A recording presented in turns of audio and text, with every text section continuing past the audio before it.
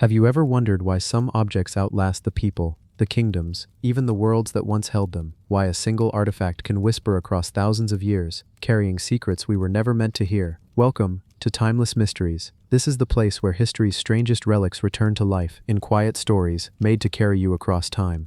Don't forget to subscribe, like, and tell us in the comments where you're watching from. And now, let's begin. The ram that rose from the thicket of gold. In the dry heart of southern Mesopotamia, where the land once met the slow-breathing tides of the Euphrates and the whispering reeds of ancient marshes, a city called rose out of the dust. To the people of the 3rd millennium before our time, this was no ordinary city. Its streets carried the weight of kings and the prayers of commoners. Its ziggurat lifted offerings toward the heavens, and its tombs sank deep into the earth, filled with treasures that shimmered like the night sky caught in gold. It was here, in one of those tombs, that a creature both humble and radiant was found.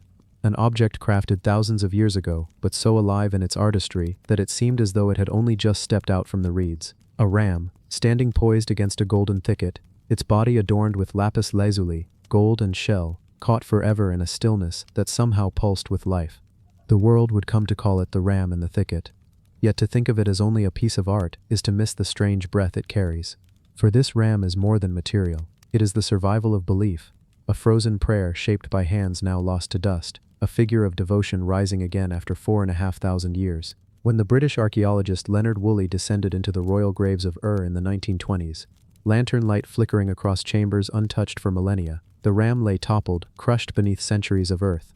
At first it seemed broken, collapsed beyond repair, but careful brushing revealed the shimmer of hammered gold leaf, the deep ocean glow of lapis lazuli, the pale gleam of shell. Piece by piece, the ram lifted itself again into form. It was not simply an animal, but a vision, a goat or ram standing upright, reaching into a flowering tree that gleamed with golden leaves, an image of nature touched by divinity. The discovery seemed to confirm that the people of despite their palaces, soldiers, and merchants, had hearts still attuned to the mystery of life's smallest rhythms. They had crafted for a tomb the eternal gesture of a creature rising to feed, a symbol that hovered between the earthbound and the sacred. But even today, no one can be entirely sure what the ram truly was meant to represent. Was it a god in disguise, a sign of fertility and renewal, a symbol of the natural order bound to kingship, or perhaps something else, something only whispered in prayers long lost to the air of the Mesopotamian plain?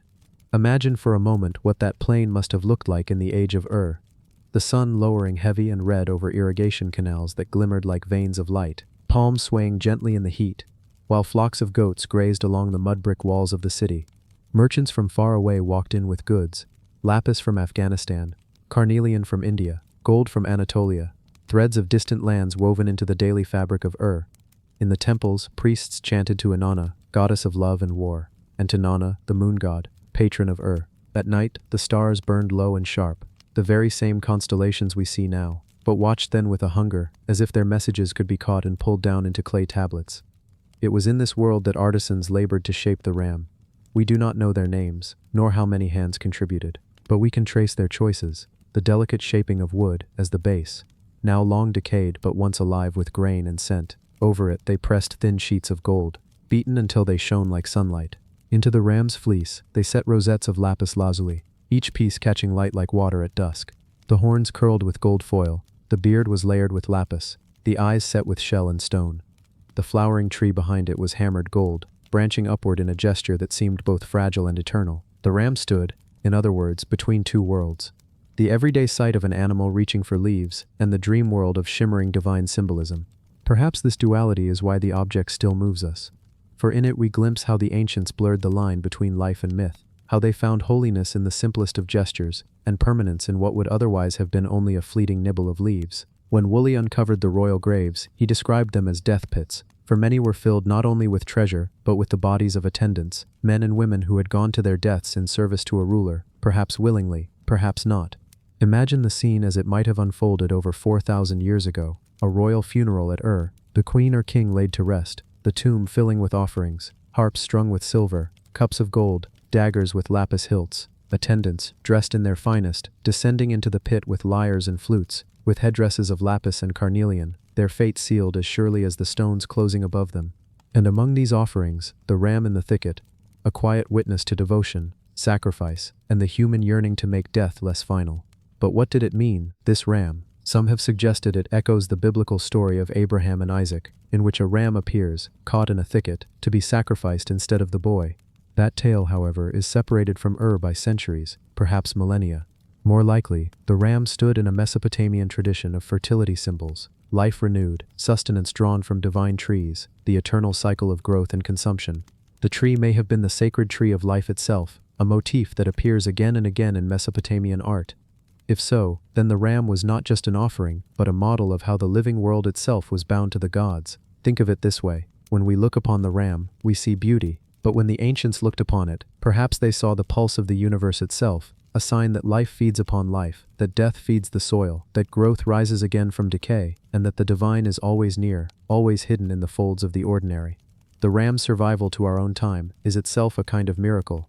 Buried for thousands of years, toppled by earth, nearly crumbled to dust, it could have vanished entirely, but chance, patience, and the slow hand of preservation raised it once more.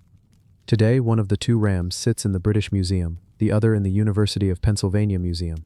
Each stands silently, their wooden cores long replaced, their gold and lapis restored, and yet they carry, in every curve of horn and fleck of blue, the breath of that long-ago world. Close your eyes, and picture it not behind glass but as it once was, in the dark chamber of a royal tomb, lit only by oil lamps. The golden leaves of the thicket would have glimmered faintly, the lapis flecks of its fleece catching and scattering blue sparks of light. Around it, lyres carved with bulls' heads rested in silence, their strings now stilled forever. The air would have been thick with incense, the faint perfume of cedar and resin lingering against the clay walls, and above, the muffled sound of stone being dragged into place, closing the tomb, sealing the ram and its companions in a silence meant to last forever. And yet, forever is never as long as we think. The earth shifts, centuries pass, cities rise and fall, and one day, the silence breaks. A spade touches gold, a brush clears dust, and a ram rises again, not alive, yet not lifeless either. Its meaning lost, its mystery intact. A messenger not of gods, but of memory. It asks nothing of us except to be seen. And in seeing it, we glimpse the persistence of human wonder. For the ram in the thicket is, in the end, not only a relic of Mesopotamia, but a reflection of ourselves. Our endless need to shape meaning, to leave beauty in the dark, to trust that even in death, something can rise again, shimmering, waiting to be found. The marbles that refuse to leave their temple. There are stones that carry silence, and there are stones that carry memory, and then there are those that seem to carry something else entirely, something caught between silence and voice, as though they are listening as much as they are remembering. In Athens, high above the city, where the air turns pale with dust, and the sea glimmers faintly in the distance, there once stood a temple, whose stones carried both the weight of worship and the shadows of eternity. This was the Parthenon, the crown of the Acropolis, and at its heart rested not just columns and walls, but stories pressed into marble.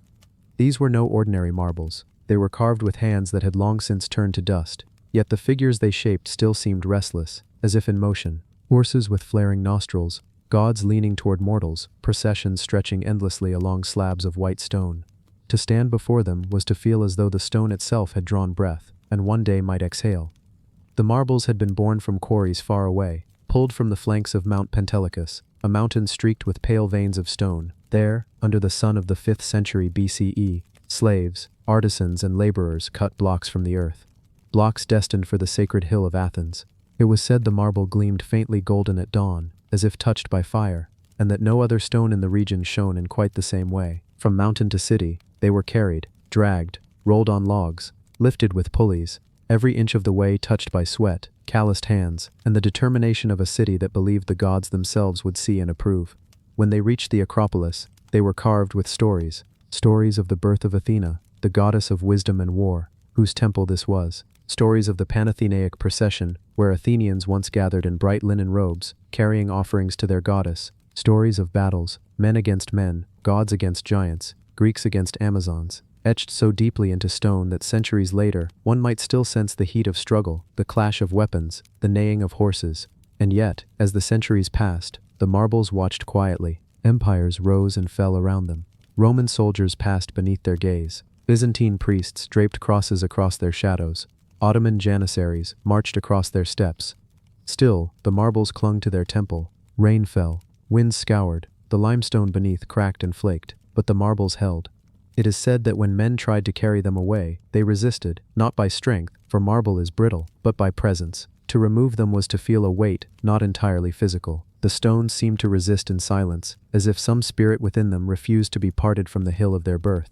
And yet, in time, they would be pried loose. But before that moment, there was the long stillness.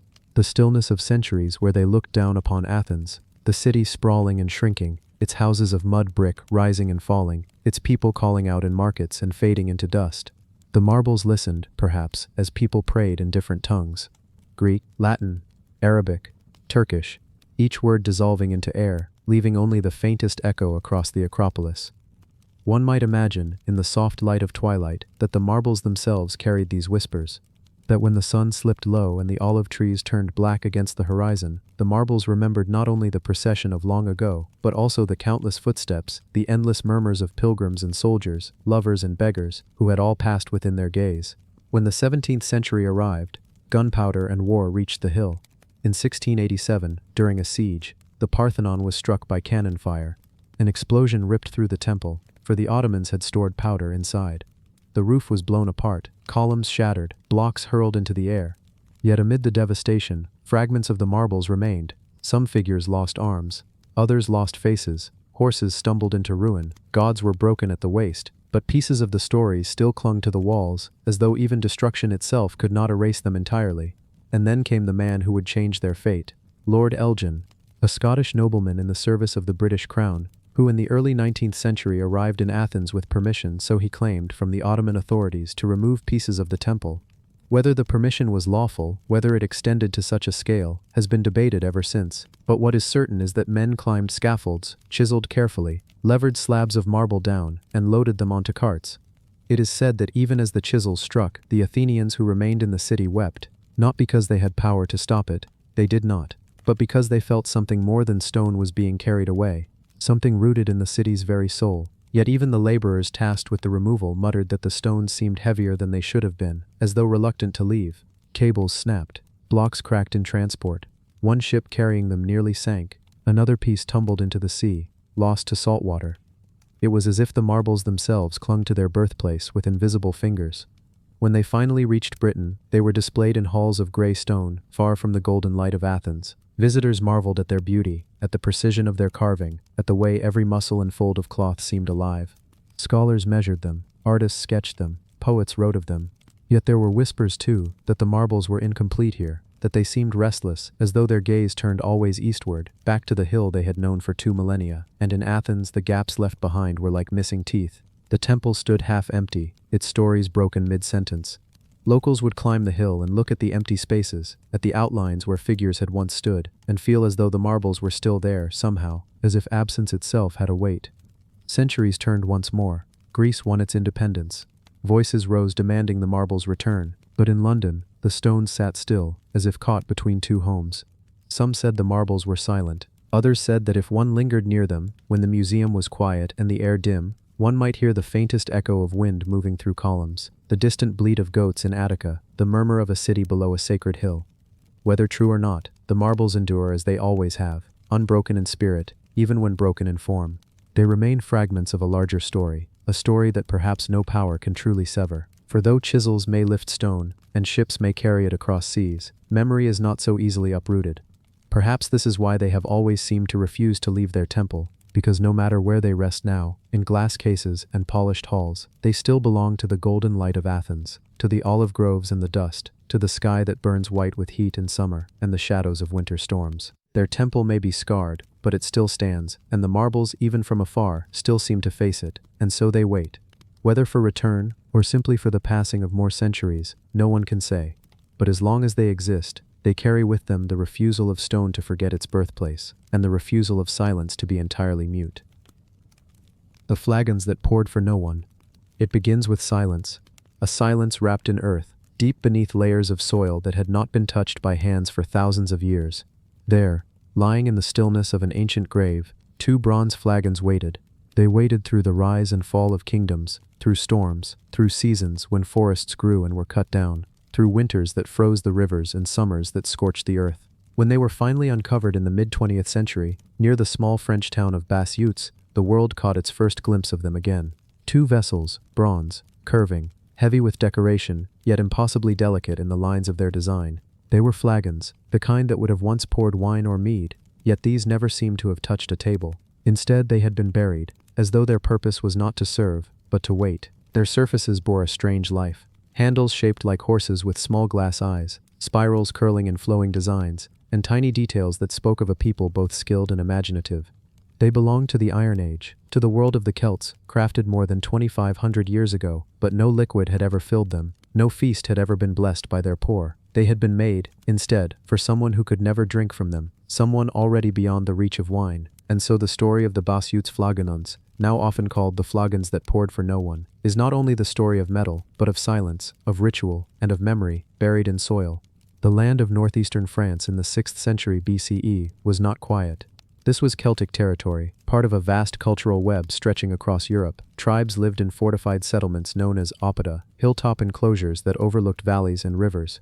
Life was tied to the seasons. Fields were cleared and sown with barley and millet. Herds were driven from one pasture to another.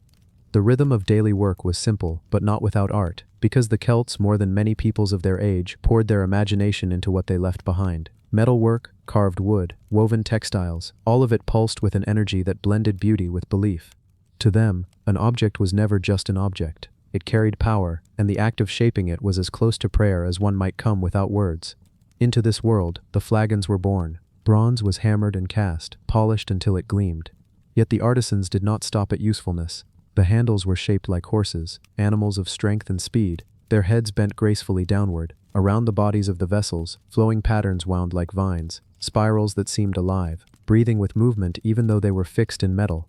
To look at them is to sense that their makers were not only smiths but storytellers, telling tales in bronze, capturing a spirit too large for words. And yet, for all this skill, the flagons were not destined to be lifted at a feast. They were placed into a grave. Someone of power, perhaps a chieftain, perhaps a warrior of high standing, was buried with them, as though in death they would pour an eternal banquet. But the vessels remained dry, the earth sealed around them. For more than 2,000 years, they waited there, in their stillness, in their silence.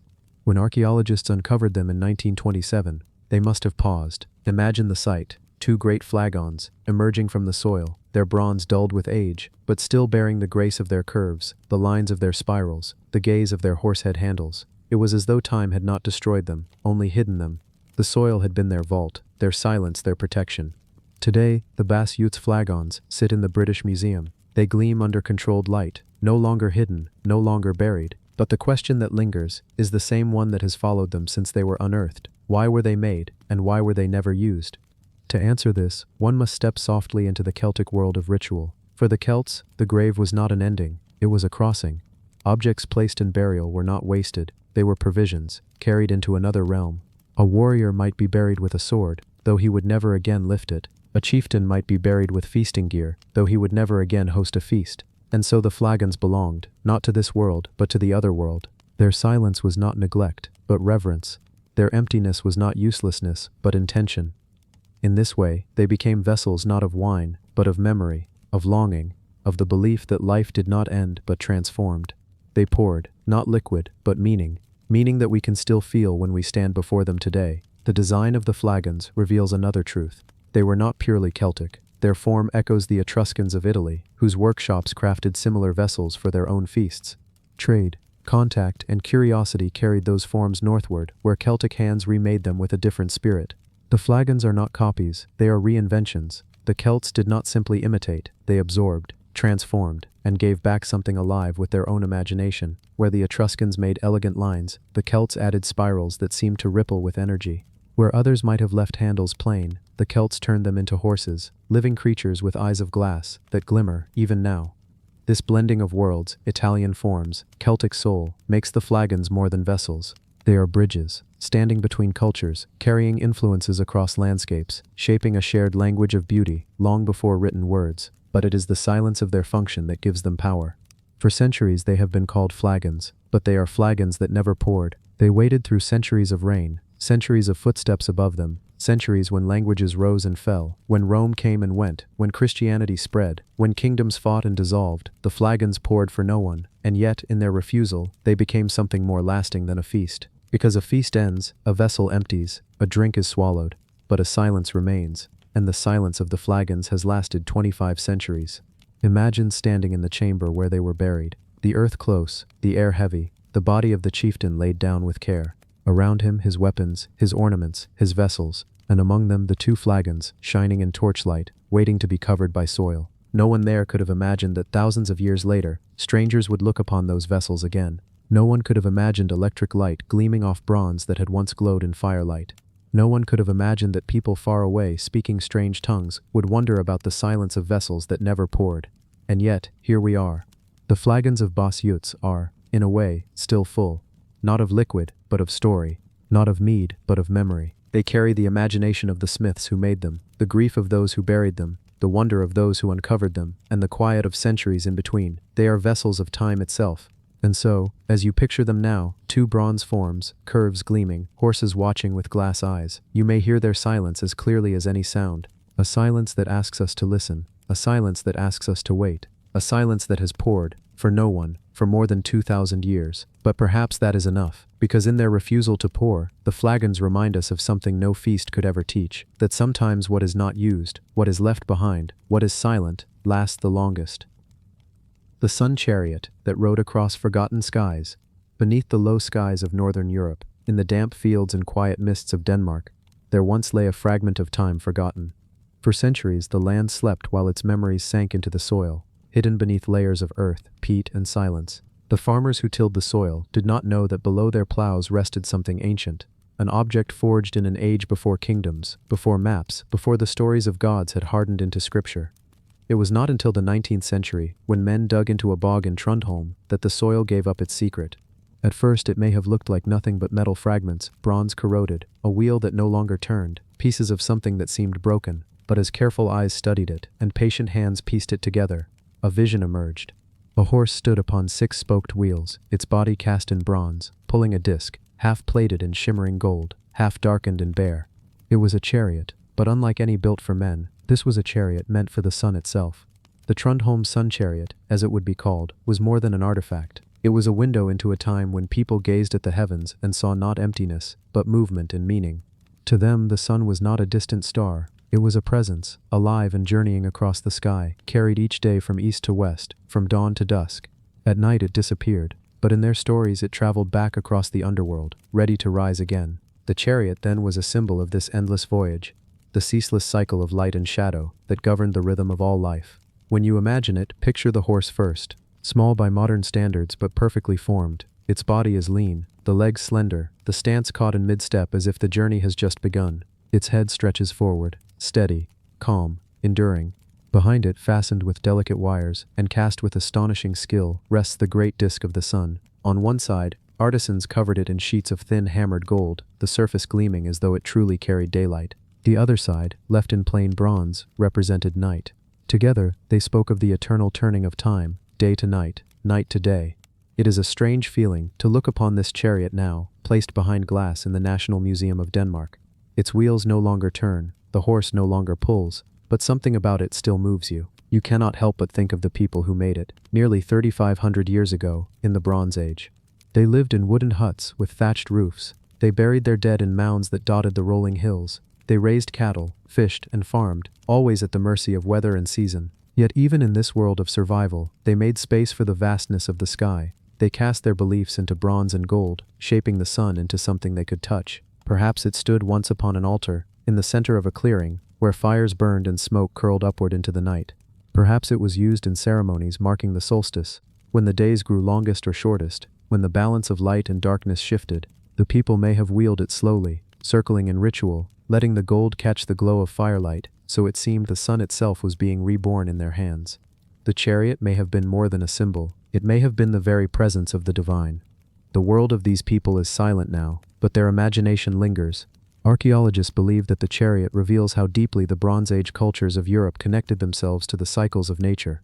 Their gods were not distant rulers but forces bound to the very elements, the sky, the rivers, the winds, the earth. To carry the sun across the heavens was no small thing. It meant life continued, the fields grew, the animals thrived, and the days unfolded. The chariot itself carries scars of age. The wheels are uneven, the horse pitted, the gold thin and fragile. Yet it is remarkable that it has survived at all. Thousands of years buried in damp earth should have erased it completely. And yet here it is, standing before us, shimmering faintly, as though the sun it carried still lingers within. Some say this survival itself is part of the mystery. Why was it buried? Was it an offering, given to the bog as a sacrifice, entrusted to the earth, so that the sun might continue to rise? Or was it hidden away, forgotten when a people's beliefs shifted, and new gods came to replace the old? No one can know for certain, but when you gaze at it, you are drawn into their silence. You are pulled into a world where myth and reality were not separate, but one. Think of the bronze workers who shaped it. They melted ore in clay furnaces, pumping air with leather bellows until fire roared hot enough to transform rock into liquid metal. They poured it carefully into molds carved from clay and stone, breaking them open to reveal shining forms. They hammered gold thin as leaves, and pressed it against the disc, fastening it with small pins and rivets. This was not quick work. It was labor born of patience, of reverence. To make such an object meant more than craftsmanship, it meant devotion. And then think of those who looked upon it. Imagine a gathering in the early dawn, mist rising from the fields, while the chariot was brought out from its resting place. The horse glimmers in firelight, the gold disc catching the first rays of morning. A priest perhaps lays a hand upon it, murmuring words that have long since vanished into air. The people watch as it is wheeled forward, a symbol of the sun's eternal journey, a reassurance that the world will not falter, that life will continue. The chariot speaks to us now not only as history but as poetry. It reminds us that even in ages of hunger and hardship, humans turned their eyes to the sky and imagined beauty. They saw the sun not simply as warmth but as a companion, a traveler, a god. And in shaping that vision into bronze and gold, they left us something timeless. The sun chariot of Trundholm is small. It could be carried easily in your arms, yet within it is contained the vastness of the cosmos. It is a wheel within a wheel, a reminder that time itself turns endlessly, carrying us forward, just as it carried them. As you sit with this image in your mind, the small bronze horse, the shining golden disc, the 6 wheels turning softly over the earth. Let yourself imagine the slow passage of days and nights, the endless rhythm of light and darkness. The same sun that rises over you now once rose over them. The same journey continues. The chariot still moves, not in bronze or in bogs, but across the sky above your head. And so the sun chariot, though ancient and still, continues to ride across forgotten skies. The map that drew the world into a circle. The city had long since fallen into dust, its walls broken, its towers sunken into the sands. Yet in the libraries of kings, in storerooms where clay was pressed and left to harden, and in the deep earth where forgotten archives slept, a single disc remained. Round, carved in the careful wedge strokes of cuneiform, it was a vision pressed into clay. A map of the world, they called it, though the world it held was not the same as ours. It was small enough to rest in the palm of a hand, a disc of fired earth, 7 inches across, marked with faint lines and words that had outlived empires. Scholars would come to call it the Babylonian map of the world, though its makers knew it as the Imago Mundi, an image of the universe pressed into clay sometime in the 6th century before our era, when Babylon's walls still cast their shadows across the plain of Mesopotamia. The clay showed a circle, and inside it, a land divided by lines, rivers and wedges. At the center there was Babylon itself, home to temples, to ziggurats that climbed into the sky, and to the river that ran like a god through its streets. Around Babylon, other cities and places were inscribed, though some were only names now, ghosts that have lost their bodies. A great river curved like a bow, the Euphrates, though rendered in abstraction, was more than a river. It became a boundary, a lifeline, a cosmic marker. Beyond the circle, wedges jutted outward, representing regions at the edge of the world, mysteries that stretched past knowledge, toward seas and deserts, mountains and shadowed lands. It was not a map for walking, not a map to guide caravans or armies. It was a map of meaning, a circle that defined how the people of Babylon saw themselves in relation to the wide unknown. In its clay strokes, the world had limits. Beyond those limits, seas ringed the earth. Beyond those seas, there were only regions marked as distant, strange, or dangerous. Yet if you place it before you, and trace those lines with your eyes, you begin to understand something of the ancient heart. To see the world as bounded, to know that it had a center, to imagine that center as home, as order, as the place where gods touched earth. The Babylonian map of the world is not beautiful in the way golden jewelry or carved statues are. It is rough, plain, almost humble, and yet, it may be one of the most haunting artifacts ever pressed from clay. For in its circle it asks a question that has not ceased since the first humans drew lines in sand and soil. Where are we? Let us begin then, as the Babylonians once began, by stepping through their gates and walking their city, before looking outward to the circle they carved. Babylon rose on the plains of Mesopotamia, land between 2 rivers, where reeds grew thick and canals split the fields like veins. From a distance, a traveler approaching across the flat desert would first see its walls, They were said to be enormous, so wide that chariots could pass upon them. High above, the walls shimmered in the sun, some faced with baked brick, others painted in blues and golds. The gates were grand, none more than the Ishtar gate, glazed with lapis hues, and decorated with lions and dragons. When you passed through that gate, you entered a world of order, of careful measurement, streets aligned with temples, canals aligned with palaces. The ziggurat, rising in terraces, was more than a building, it was a mountain raised by hand, a stairway between heaven and earth. Babylon was the center of the world, or so the clay disk implied. On the map, it was drawn as a rectangle, at the very heart of the circle. From Babylon, lines stretched outward, rivers, roads, and names of other lands. But Babylon remained fixed, immovable, the place where the gods had gathered, where creation itself seemed rooted. To live in that city was to live at the crossing of heavens and earth. Priests climbed the ziggurat to observe the skies, charting stars, watching omens. Merchants traveled its markets, weighing silver, trading grain, selling incense from Arabia, lapis from far Afghanistan, and cedar from Lebanon. Scribes pressed wedges into clay, archiving law, myth, and contract. Farmers dug channels into the soil, coaxing barley and dates from the silt. All of it, the bustle, the work, the worship sat in the center, and around it there was a wider world, known and unknown. That wider world was what the clay disk attempted to hold. Imagine the making of it. Somewhere, a scribe sat at a low table, clay damp in hand. With a stylus he marked a circle. The motion itself mattered, an unbroken boundary, a rim to the world. Inside the circle, he carved names of cities and rivers: Babylon, Assyria, Urartu, the Euphrates. Beyond the circle, triangular wedges jutted outward. They represented distant lands, islands perhaps, each labeled with cryptic notes. Some called them mountains, others called them regions of great danger. One was named the place where the sun is not seen, another, a land of winged creatures. The circle enclosed the world. The wedges marked what lay beyond. The seas encircled all, a cosmic ocean, endless and unbroken, and in the center, always, Babylon. It is humbling to hold such a disk, because it is at once so small and so infinite. Small because it is no larger than your hand. Infinite because it contains the way a people imagined everything. Modern eyes may call it inaccurate, but that misses the point. The Babylonian map was not about precise geography. It was about placing human life in a structure, in a cosmos, in an order. Babylon was not only a city, it was an axis. To step outside, it was to step into distance, into strangeness, into danger. In this way, the clay disk becomes less a map and more a mirror of the mind. Let us walk the circle, step by step, as though we are tracing its borders with our hands. We begin at the center, in Babylon. Here ziggurats rose, their terraces stacked like steps to heaven. At their top, priests watched Venus rise, charted eclipses, and called upon Marduk, the patron god of the city. Babylon was not merely brick and street, it was divine order in material form. From here rivers stretched outward. The Euphrates curved across the disk, a reminder that water was both lifeline and boundary. Cities were marked along it, some known to us, others forgotten, their names only lines in clay. Perhaps they were rival kingdoms once, perhaps they were shrines or border towns. Beyond the rivers, we reached the edge of the circle. Here the great ocean was carved, a boundary sea, circling all. Beyond it, the wedges jutted outward, strange lands marked only in fragments. A land of darkness, a place of winged beasts, distant mountains. They are not places one could travel to. They are ideas, symbols of the unknown, pressed into clay. Each wedge is a reminder, the world had limits. Beyond those limits lay only story, only danger, only the imagination of the scribe. And yet, how familiar this feels. For even now, in our maps, there are places marked by absence. In medieval maps, monsters swam at the edge of the sea. In modern maps, blank spaces once stretched across continents. Every age draws its world, and every age leaves its edges. The Babylonian map, in its circle, is one of the oldest maps of the world we know. But it is more than archaeology. It is a glimpse into how human beings have always lived, with a center, with boundaries, with edges that stretch into mystery.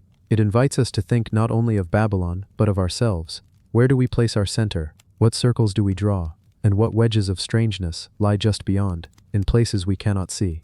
The clay disk does not answer. It simply rests, silent in its museum case, as it has rested for 2,500 years. Its lines are faint, its wedges shallow, and yet, in their quiet, they whisper of a world enclosed, a world imagined, a world circled into clay. The bells that sang without hands. They call them the bells that sang without hands. Bronze, ancient, and heavy, they were not made to toll like the bells of Europe, nor to swing in towers above city streets. These bells, called bianzhong, were built in the courts of kings and lords in China more than 2,000 years ago. They were not rung by ropes, nor struck by chance wind. Instead, they were coaxed into voice with measured touch, each tone drawn out, not by accident but by design. Yet in the silence of centuries, as they rested buried beneath the soil, it was easy to imagine them humming on their own, holding a memory of music in the hollows of their bronze.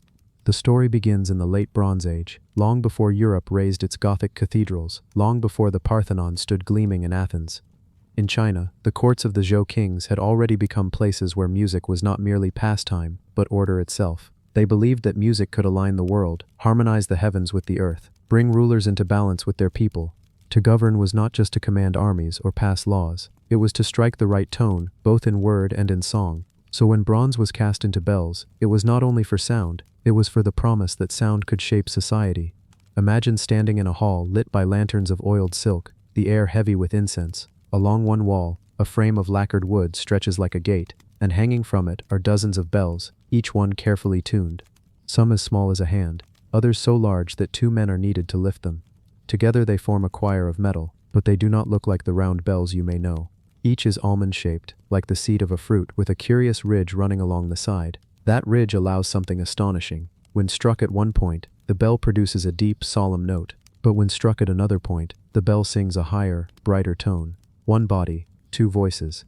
This discovery, how to shape bronze so it could hold not one note but 2, was a technological marvel. For the Zhou lords, it was as if the world itself had been taught to speak in harmony. Imagine the musicians, dressed in robes of silk that whispered as they moved, lifting long wooden mallets to touch the bells. The first strike would ripple across the hall, a deep resonance that seemed to anchor the body. The second strike, lighter, brighter, would rise above it, like a bird lifting from water, and together the bells would weave patterns, not clashing, but joining, carrying melodies that seemed less like invention and more like revelation. For centuries, these instruments were played in courts and ceremonies. They marked banquets, sacrifices, and solemn rites. But time has a way of swallowing even the clearest tones. Dynasties fell. Halls collapsed. The bells, so carefully tuned, were silenced. Many were melted down, their bronze poured into new shapes, weapons, coins, vessels. But not all. Some were buried with the lords who had commissioned them, entombed as treasures for the afterlife. It was in 1978 that one such set was unearthed in Hubei province, in the tomb of Marquis Yi of Zheng. The discovery stunned the world. There, in the quiet earth, archaeologists uncovered a chamber large enough to rival a small palace. Wooden beams, lacquered vessels, weapons, ornaments, all lay in silence. But what drew breath from the diggers was the sight of the bells, 65 of them, arranged on a great wooden frame, waiting as if the musicians had only stepped away. Each bell was still tuned, still capable of singing, even after 24 centuries in the ground. Picture that moment. A bell lifted carefully, brushed free of soil, struck with a mallet, and then, after so long, a note emerges. Not cracked, not dull, but resonant, alive. A voice that had been sleeping under the soil since before Rome was built, before the first emperor of China drew breath, before the world as we know it had taken shape. To hear that sound was to collapse time itself. The archaeologists stood in their modern clothes, their hands calloused from tools of steel, and yet what entered their ears was a music that belonged to a vanished court. The bells had kept their promise. They had waited in the dark, and when called upon, they sang. These bells were more than instruments, they were symbols. The Chinese word for music, yue, was linked closely with the word for joy and with ritual. To strike the bells in proper order was to affirm that joy and ritual belonged together, that harmony was not mere pleasure but duty. The Marquis Yue's tomb, with its vast orchestra of bronze, told of a man whose authority was both political and cosmic. When his bells sang, they aligned the rhythms of the court with the rhythms of heaven. But there is something else about these bells. Their sound is not just a single voice, it carries layers. A bell struck at its deepest point sends vibrations into the chest, making you feel not that you are hearing music, but that you are being sung through. Strike the higher note, and the ear is teased with brightness, like sunlight touching still water. Play them together, and something uncanny happens. The tones seem to lean into one another, weaving a third, ghostly resonance. To stand before the full set is to feel not that you are hearing sound, but that you are inside it. And so we return to the title, The Bells That Sang Without Hands. Because after their burial, when no musicians touched them, still the imagination held that they must have been humming softly in the dark. The earth itself became their frame, the soil their hall, the silence their audience. Every grain of dust that settled on their bronze carried within it the memory of a note. Think of the centuries that passed above them. Dynasties rose, emperors ruled and fell, wars burned across the land, rice sprouted and withered in fields, rivers shifted their courses. Generations lived entire lives without knowing that beneath their feet, in that tomb, the bells waited. And then, one day, men with brushes and shovels uncovered them, and the air was filled again with tones no one alive had ever heard. What is remarkable is not only their endurance, but their precision. Modern musicians who have studied the bells note that they are tuned with accuracy, astonishing for their age. Each tone corresponds not only to the musical scale we know today, but also to modes that structured Chinese ritual life. It is as if the artisans who cast them understood not only bronze, but the mathematics of sound. The bells are marked with inscriptions, guiding players on how to strike them, mapping a universe of tones. So imagine a performance, perhaps 2,400 years ago.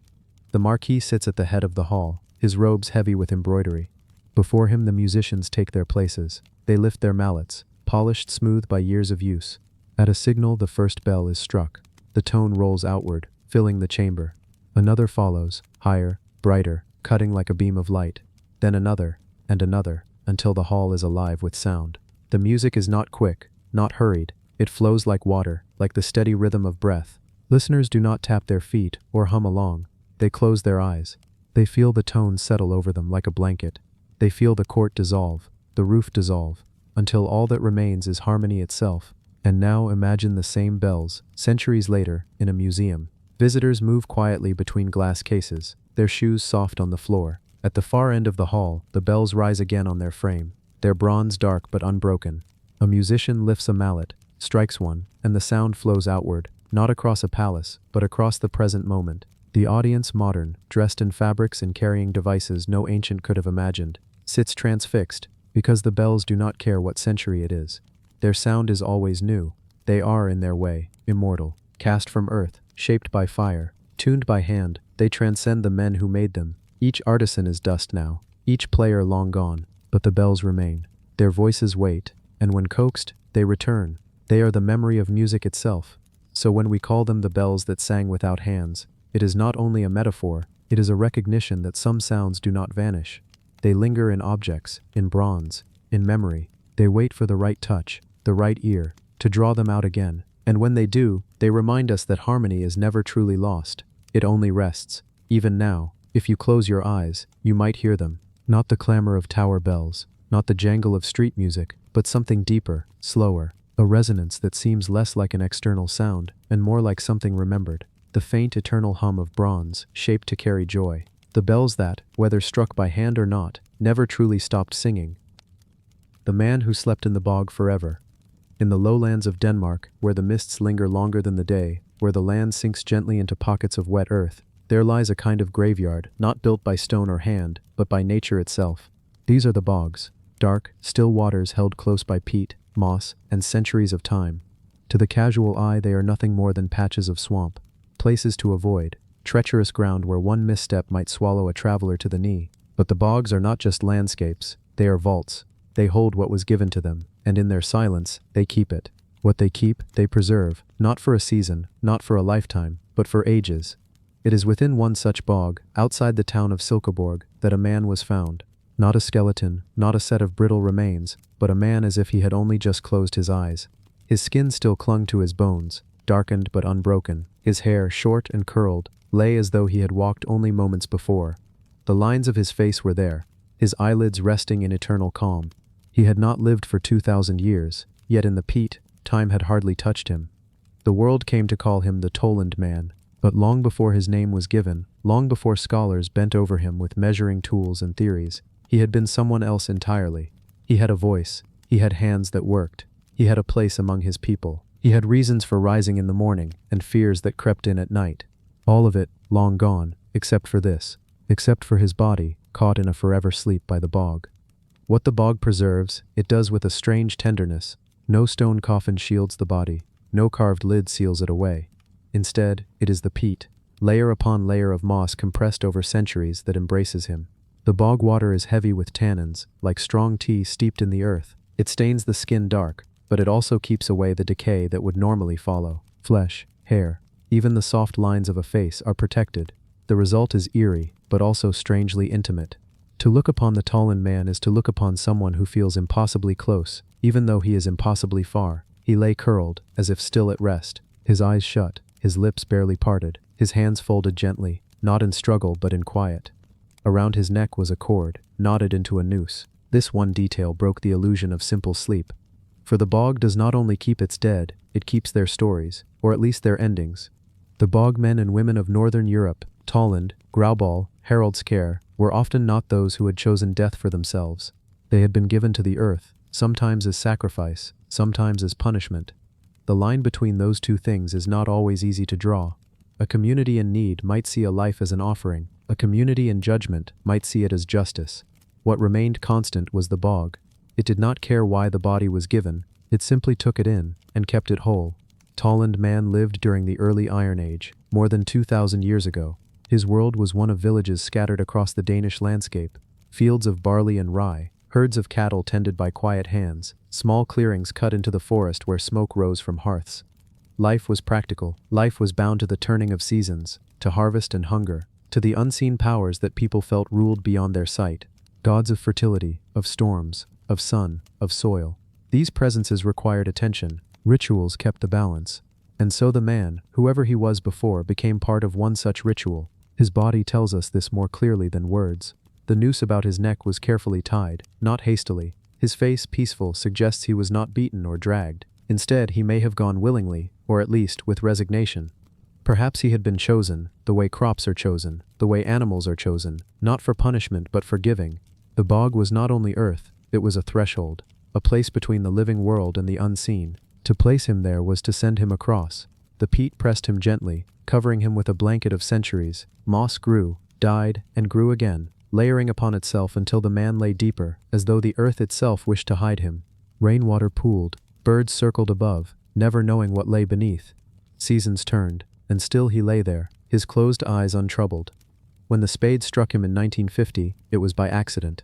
Men cutting for peat found not just soil, but flesh.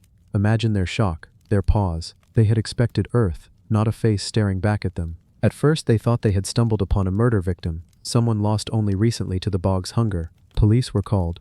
But as experts came, the truth slowly unwrapped itself. This was no recent man. This was a man from another world entirely. The archaeologists took him gently. His body was carried not like an object, but like someone still halfway alive. The peat was carefully brushed away. His face, so intact, stirred something strange in all who looked upon it. Familiarity. He did not look like an ancient ruin. He looked like someone's neighbor, someone's father, someone asleep after a long day. It was unsettling, but also deeply human. Every line of his body was studied. His stomach contents revealed his last meal, a porridge of grains and seeds, simple, nourishing. He had eaten just before his death. His age, about 40. His life, modest. His death, deliberate. And so, in the pages of history, Tallinn man became a witness, not just to his own life, but to an entire world that left so few other traces. The bogs of Denmark have given up many such figures, each one a thread in a tapestry of old belief and old fear. The Grauball man, with his throat cut. The Haraldskær woman, wrapped in wool. The Boramos bodies, each bound or struck. These were not burials of love, nor burials of accident. They were ceremonies. The bog was the altar, and yet, among them all, the Tallinn man endures most vividly. Perhaps because his face carries no terror, no strain. He seems at peace, as though he understood, as though he accepted. The noose, yes, but the calm too. To see him is to feel a pull toward him, not just as a figure of study, but as a fellow human who once walked, once spoke, once lived. What he believed, we can only imagine. Did he believe his death would feed the fields, bring the rains, turn the harvest golden? Did he believe he would cross into another world, a world his people promised him existed just beyond? Did he simply close his eyes and let the bog take him, with no thought left to give? Centuries passed above him. Rome rose and fell, unknowing. Castles were built, kings crowned, empires warred, all without disturbing the silence of his rest. Denmark changed, and yet in the bog he was untouched. Not until that spade, in 1950, sliced through his blanket of moss and peat, waking him again into the light. Now, behind glass, he lies in the Silkeborg Museum. Visitors walk past, their footsteps soft, their voices hushed. They look down into the case and meet a man who should not be there, and yet is. A man who should have vanished, and yet lingers. A man who, though gone for millennia, still draws breath in the imagination of all who see him. He has become both artifact and mirror. To the archaeologists, he is evidence. To the public, he is mystery. To the bog, he is simply another secret, reluctantly given back. And so the Toland man remains, the man who slept in the bog forever. His story unfinished, his life unspoken, his presence impossible to ignore. He is both past and present, both gone and here. Not alive, not entirely dead. Something in between, held still by the hand of the earth itself. The seals that locked a silent civilization. Have you ever held an object so small that it fit easily in your palm, yet it carried the weight of 1,000 unanswered questions? Imagine something pressed into soft clay, thousands of years ago, then hardened, passed from hand to hand, city to city, and somehow left behind for us to find long after the cities themselves had turned to dust. The Indus Valley seals are such objects, tiny, square, carved pieces of stone that hold the silent key to one of the world's oldest civilizations. And yet their language, if language it is, still refuses to open to us. They remain locked, keeping their secrets across the ages.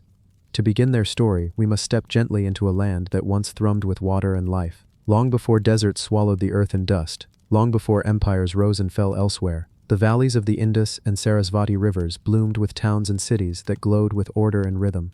This was around 2500 BCE, when Mesopotamia built ziggurats and Egypt raised pyramids. In the Indus Valley, people built something quieter, but no less astonishing. A civilization spread across hundreds of miles, bound together not by kings we can name or battles we can trace, but by patterns of living so consistent and widespread that they whisper of unity without words. And here, within that quiet order, appear the seals. Each is carved with care on steatite stone, baked to durability, sometimes inlaid with a glaze that shimmers faintly, even now. They are small, most no larger than a square inch or two, yet decorated with intricate images. A bull with proud horns, a tiger crouched mid-step, an elephant turning its heavy head, a mysterious unicorn that does not match any beast alive or extinct. Above the animals are lines of symbols, tiny strokes, loops, circles, almost like letters, but no alphabet we know. We call them seals because most were found with a flat surface on the back, pierced for a cord, and a raised carving on the front designed to be pressed into soft clay. They could leave behind impressions, repeating their animal and script wherever they were needed. But what were they used for? Identification? Ownership? Worship? Communication? We do not know. Let us walk, slowly, into one of the ancient cities where these seals once lived. The city of Mohenjo-Daro rises before us, not in ruins, but in life as it once was. The afternoon sun casts long lines across mud brick houses, wide straight streets, and the carefully laid drains that run between them. The air is filled with the sound of traders calling, of carts rolling, of water splashing from a well. This is a place alive with order, each brick laid to a standardized size, each street running in right angles, each house with its bathing space and its walls aligned with quiet precision. And in a shaded courtyard, a man sits at a low bench. Before him lies a block of soft steatite stone, pale and square. In his hand he holds a fine chisel. With slow, deliberate care, he carves the lines of a creature, perhaps the proud unicorn with its long horn, perhaps the humped bull with its solemn eyes. Then above it he scratches a line of signs, symbols so familiar to him that they flow without pause. To him they are words, to us they are silence. When he finishes, he holds it up to the light, turns it, admires it. Later, when hardened and baked, it will be pressed into wet clay, leaving its mark again and again. That mark may seal a jar of traded grain. It may sign a document now lost to time. It may be worn around the neck of a traveler, a sign of belonging. Now imagine thousands of these seals, scattered across the cities of Harappa, Mohenjo-Daro, Lothal, Dholavira, Kalibangan. They appear everywhere, often broken, often worn, yet always repeating the same script and same animals. This is no isolated art form. It is the signature of a civilization, and yet the script has never been read. Scholars have tried. For over a century they have studied the seals, counted the symbols, compared them to known languages. Some say it is a true written language, an ancestor of scripts that came later. Others argue it is not writing at all but a series of signs, like heraldic emblems, meaningful but not phonetic. Computer analysis shows the patterns resemble language structure, short texts that could be words or names. But the Indus script never runs longer than 17 characters. No Rosetta Stone has ever been found to compare it with. So the seals remain closed to us, yet they open something else, a vision of a world that functioned with remarkable order. For when we follow their trail, we find that Indus society was one without obvious kings, without temples towering above, without monuments boasting of conquest. Instead, the cities reflect balance, organization, and a sense of communal design. The seals, then, might be the voices of officials, traders, or families, a quiet bureaucracy written not on scrolls, but in impressions pressed into clay. Picture, if you will, the market of Harappa. Traders arrive from far-off lands, carrying copper from Oman, lapis lazuli from Afghanistan, carnelian beads from Gujarat. They bring pottery, ivory, cotton cloth. The air is rich with scents of spice, with the sound of languages mixing, and on each package, each jar, each bale of cloth, a lump of clay is pressed flat and sealed with a carved stone block. The seal leaves behind its animal, its symbols, its identity. It tells the story of origin, of trust, of ownership. It is the passport of goods moving through the veins of a great civilization. Some seals, though, are not simply businesslike. Some show scenes, two figures facing each other across an altar, a man kneeling before a horned figure, a tree with branches spreading over strange creatures. One famous seal shows a seated figure with horned headdress, surrounded by animals, legs folded in what looks like a yogic posture. Some call it a proto-Shiva, an early god of forests and beasts. Others see something else. The seal says nothing, it only gazes at us through its carved lines, waiting. Now step forward in time. The cities fall silent around 1900 BCE. Climate change dries the rivers. Floods alter the land. Trade routes shift, and slowly the civilization that once thrived across such vastness dwindles into scattered villages. The script disappears, the seals are buried, and for thousands of years, no one remembers their meaning. When archaeologists uncovered Harappa and Mohenjo-Daro in the 19th and early 20th centuries, the seals returned to light. Hundreds, then thousands, found in streets, in houses, in layers of earth that had not seen the sun for 4,000 years. Each was cleaned, catalogued, studied. Each carried the same mysterious symbols. Hope rose again and again that one day the code would break. It has not. So today, when we see them in museums, in glass cases, lined in quiet rows, they are at once familiar and alien. Familiar because the animals look so alive, the craftsmanship so skilled. Alien because the script refuses to speak. They remind us that not all knowledge is ours to claim. Some parts of human history remain in shadow, and perhaps that is fitting. The Indus Valley civilization was one that left no tales of kings, no records of conquest, no great temples declaring dominance. It was, as far as we know, a civilization of balance, of trade, of subtlety. Its voice is not a shout carved in stone, but a whisper pressed into clay. The seals reflect that. They lock their meaning not to taunt us, but to remain as they were, quiet guardians of a world that thrived without needing to boast. Let us imagine, as we drift deeper into this story, what it would feel like to find one yourself. You are an archaeologist in the heat of sin.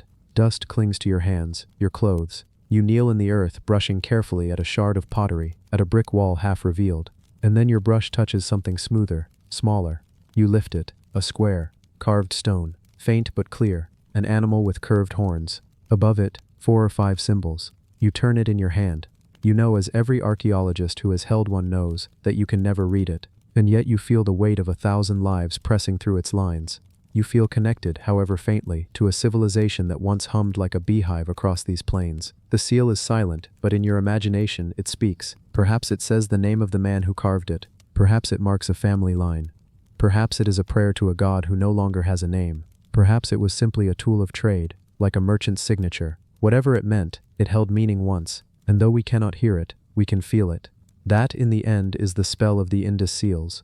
They are tiny, quiet, easily overlooked. But they open wide doors into questions that have no answers. Who ruled this civilization? What gods did they worship? How did they keep such order? Why did they fade away? And above all, what do these marks say? The seals keep their silence. They lock away their civilization in symbols no one can read. But in that silence lies their power. They draw us closer. They make us wonder. They remind us that even with all our knowledge, there remain places where history stays closed, and so we leave them there, in their glass cases, in their ancient ruins, in our imagination, small squares of stone that whisper of animals, of symbols, of lives long gone. Seals that lock a civilization not in noise, but in quiet, in mystery, in the stillness of time. The seals that locked a silent civilization. The gold cape, woven too fragile to wear. It was a farmer, working the quiet soil of Flintshire in Wales, who first disturbed the secret. The year was 1833, though the land itself paid little attention to years. Fields rolled beneath a restless sky, hedgerows twisted with time, and beyond them hills rose like slumbering beasts. The man was turning earth, as generations had before him, when his spade struck something not of soil. At first he thought it a stone, perhaps a buried root, but soon, brushed free of clay and grass, it gleamed with a light the earth should not have held. It was not a jewel, not a coin, not a weapon. It was a cape, a strange cape of hammered gold, so thin it could ripple like cloth, yet so rigid it could not be worn without breaking. A cape no one could wear, and yet a cape that demanded to be worn. News traveled slowly, as it always does in rural places, but the whisper of gold carried weight. The farmer, uncertain of what he had found, handed it over to others. By the time scholars saw it, the cape was already damaged, bent from handling. Even so, its magnificence startled them. Here was not just a sheet of gold, but something patterned, decorated with endless rows of geometric impressions, lines, triangles, lozenges, that marched across its surface like the rhythm of music in metal. It seemed impossibly old, impossibly fragile, and impossibly deliberate. And so the question began, one that still haunts the artifact today. Why would anyone make a cape of gold too fragile to wear? The cape, once studied, revealed its age. Crafted in the Bronze Age, around 1900 to 1600 BCE, it belonged to a time when stone circles still stood proud, and when barrows rose on ridges like silent markers of memory. People of that age farmed, hunted, tended their herds, yet someone, somewhere, decided to hammer gold sheets so thin they would break under pressure, then bend them into the form of a garment no one could ever use in daily life. This was not clothing, it was symbol. Imagine the process. There were no great forges, no modern machines. Bronze Age smiths hammered gold painstakingly, drawing it thinner and thinner. It would have taken hours, days, weeks of labor, perhaps even seasons. A mistake could tear the sheet, a careless strike could ruin the work. And yet they continued, repeating rows of designs, shaping a piece that hugged the upper chest and shoulders, tapering down like a shining carapace. When completed, it would gleam in firelight, catching the glow of torches. In sunlight, it would blaze as though the wearer carried a piece of the sky itself. But the cape's form betrayed its function. It pinned the arms tight to the side, it restricted movement. It was not for walking, not for working, not for war. It was for standing, perhaps kneeling, perhaps lying in eternal rest. It was, quite clearly, made for ritual. The cape was found with fragments of bones, hinting it had once been buried with a body. The skeleton itself was lost to time and handling, but traces remained. A burial mound, a chamber, a person once thought worthy of being clothed in something the living could not wear. The cape, too fragile for life, was perfect for death. Who was this person? A ruler? A priest? A priestess? The designs on the cape suggested fertility, rebirth, and the cycles of the land. Some scholars saw breasts in the patterns, suggesting the garment may have been meant for a woman, perhaps a goddess figure made flesh. Others believed it could have belonged to a man, a chieftain whose authority flowed from both the soil and the divine. Whoever they were, their role was not ordinary. They did not plow fields, nor hammer nails, nor tend sheep. They stood at the center of ceremony, a human vessel made into something more. The cape would transform them into a being of shining brilliance, no longer a person but a symbol. Picture the ceremony.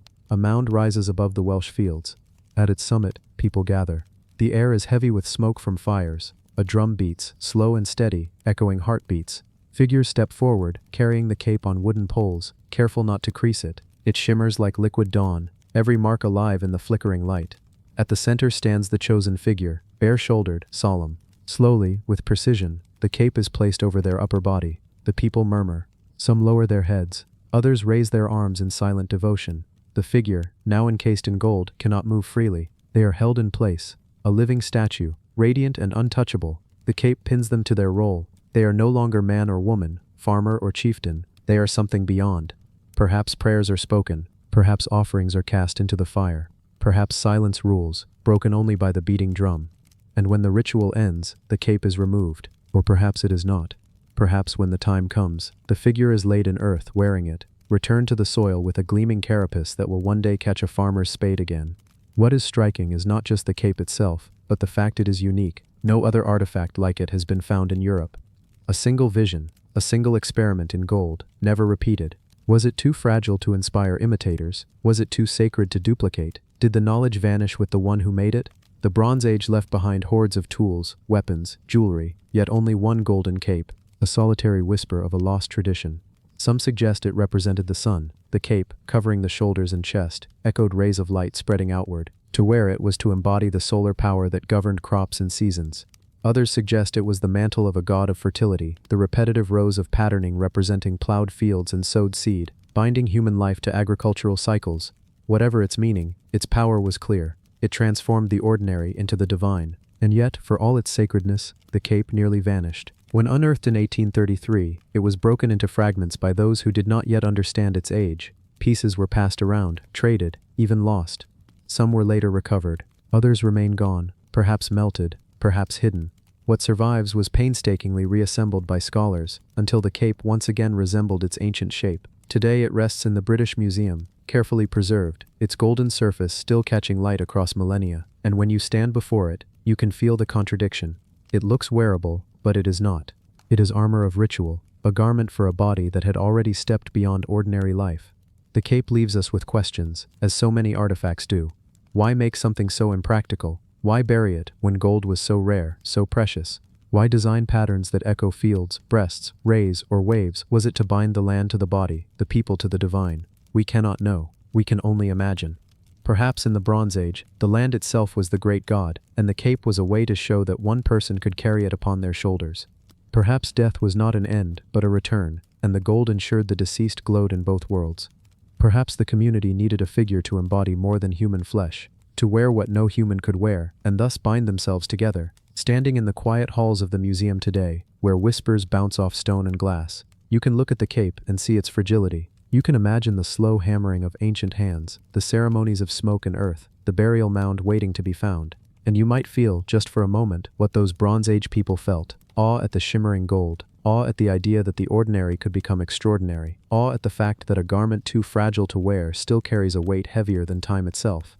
The gold cape remains, silent yet commanding, woven too fragile for life, but perhaps perfect for eternity. The chariot that waited for its rider of shadows. There are objects in museums today that sit so quietly behind their glass that you might pass them without a second glance. Their shine dulled, their forms softened by time, they appear more like ornaments of the past than living pieces of history. But sometimes, if you pause just long enough, if you allow your eyes to rest upon one particular relic, something shifts, the silence deepens, the air thickens, and you feel as if the object is waiting, not for you perhaps, but for something that has not yet come.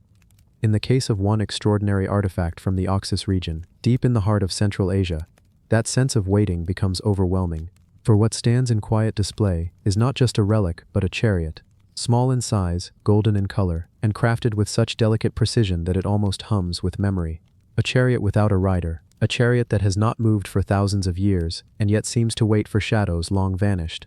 The Oxus region, sometimes called the land between rivers, stretched across lands that now touch modern Afghanistan, Tajikistan, Turkmenistan, and Uzbekistan. It was the cradle of what archaeologists call the Oxus civilization, also known as the Bactria Margiana archaeological complex. This was not a place of mere tents and herds. It was a land of fortified cities, temples lined with fire altars, and artisans whose skills rivaled anything in Mesopotamia, Egypt, or the Indus Valley. And it is from this forgotten world, 4,000 years ago, that the golden chariot emerged. The chariot itself is small, some call it miniature, others a model, but that word feels too cold, too dismissive.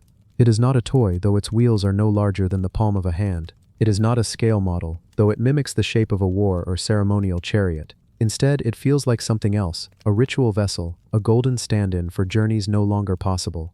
Its wheels are etched with careful detail, its body built as if to hold not passengers of flesh but of spirit. And here is the mystery: the rider is missing. There are places upon the chariot where figures may once have stood, perhaps affixed in gold, perhaps cast separately, but they are gone now, stripped away by looters, or time, and so it waits, an empty vehicle of shimmering metal, carrying no one. Like a story half told, like a stage prepared but abandoned before the actors arrived. It was discovered among a hoard that archaeologists call the Oxus treasure, a collection of over 170 objects of gold and silver, unearthed near the banks of the Amu Darya River in the late 19th century. There were vessels, coins, plaques, and jewelry, each carrying the strange geometry and symbols of a civilization that remains elusive. But of them all, the chariot speaks the loudest in silence.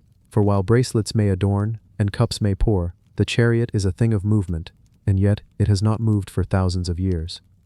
The Oxus treasure itself has a clouded history. Much of it was not excavated by careful hands, but found by accident, perhaps even looted from graves. Caravans carried the pieces across mountains and deserts until many came to rest in the British Museum, where they remain today. And so the chariot waits far from its birthplace, under the lights of London, its golden form reflecting not sun or fire, but the muted glow of museum lamps.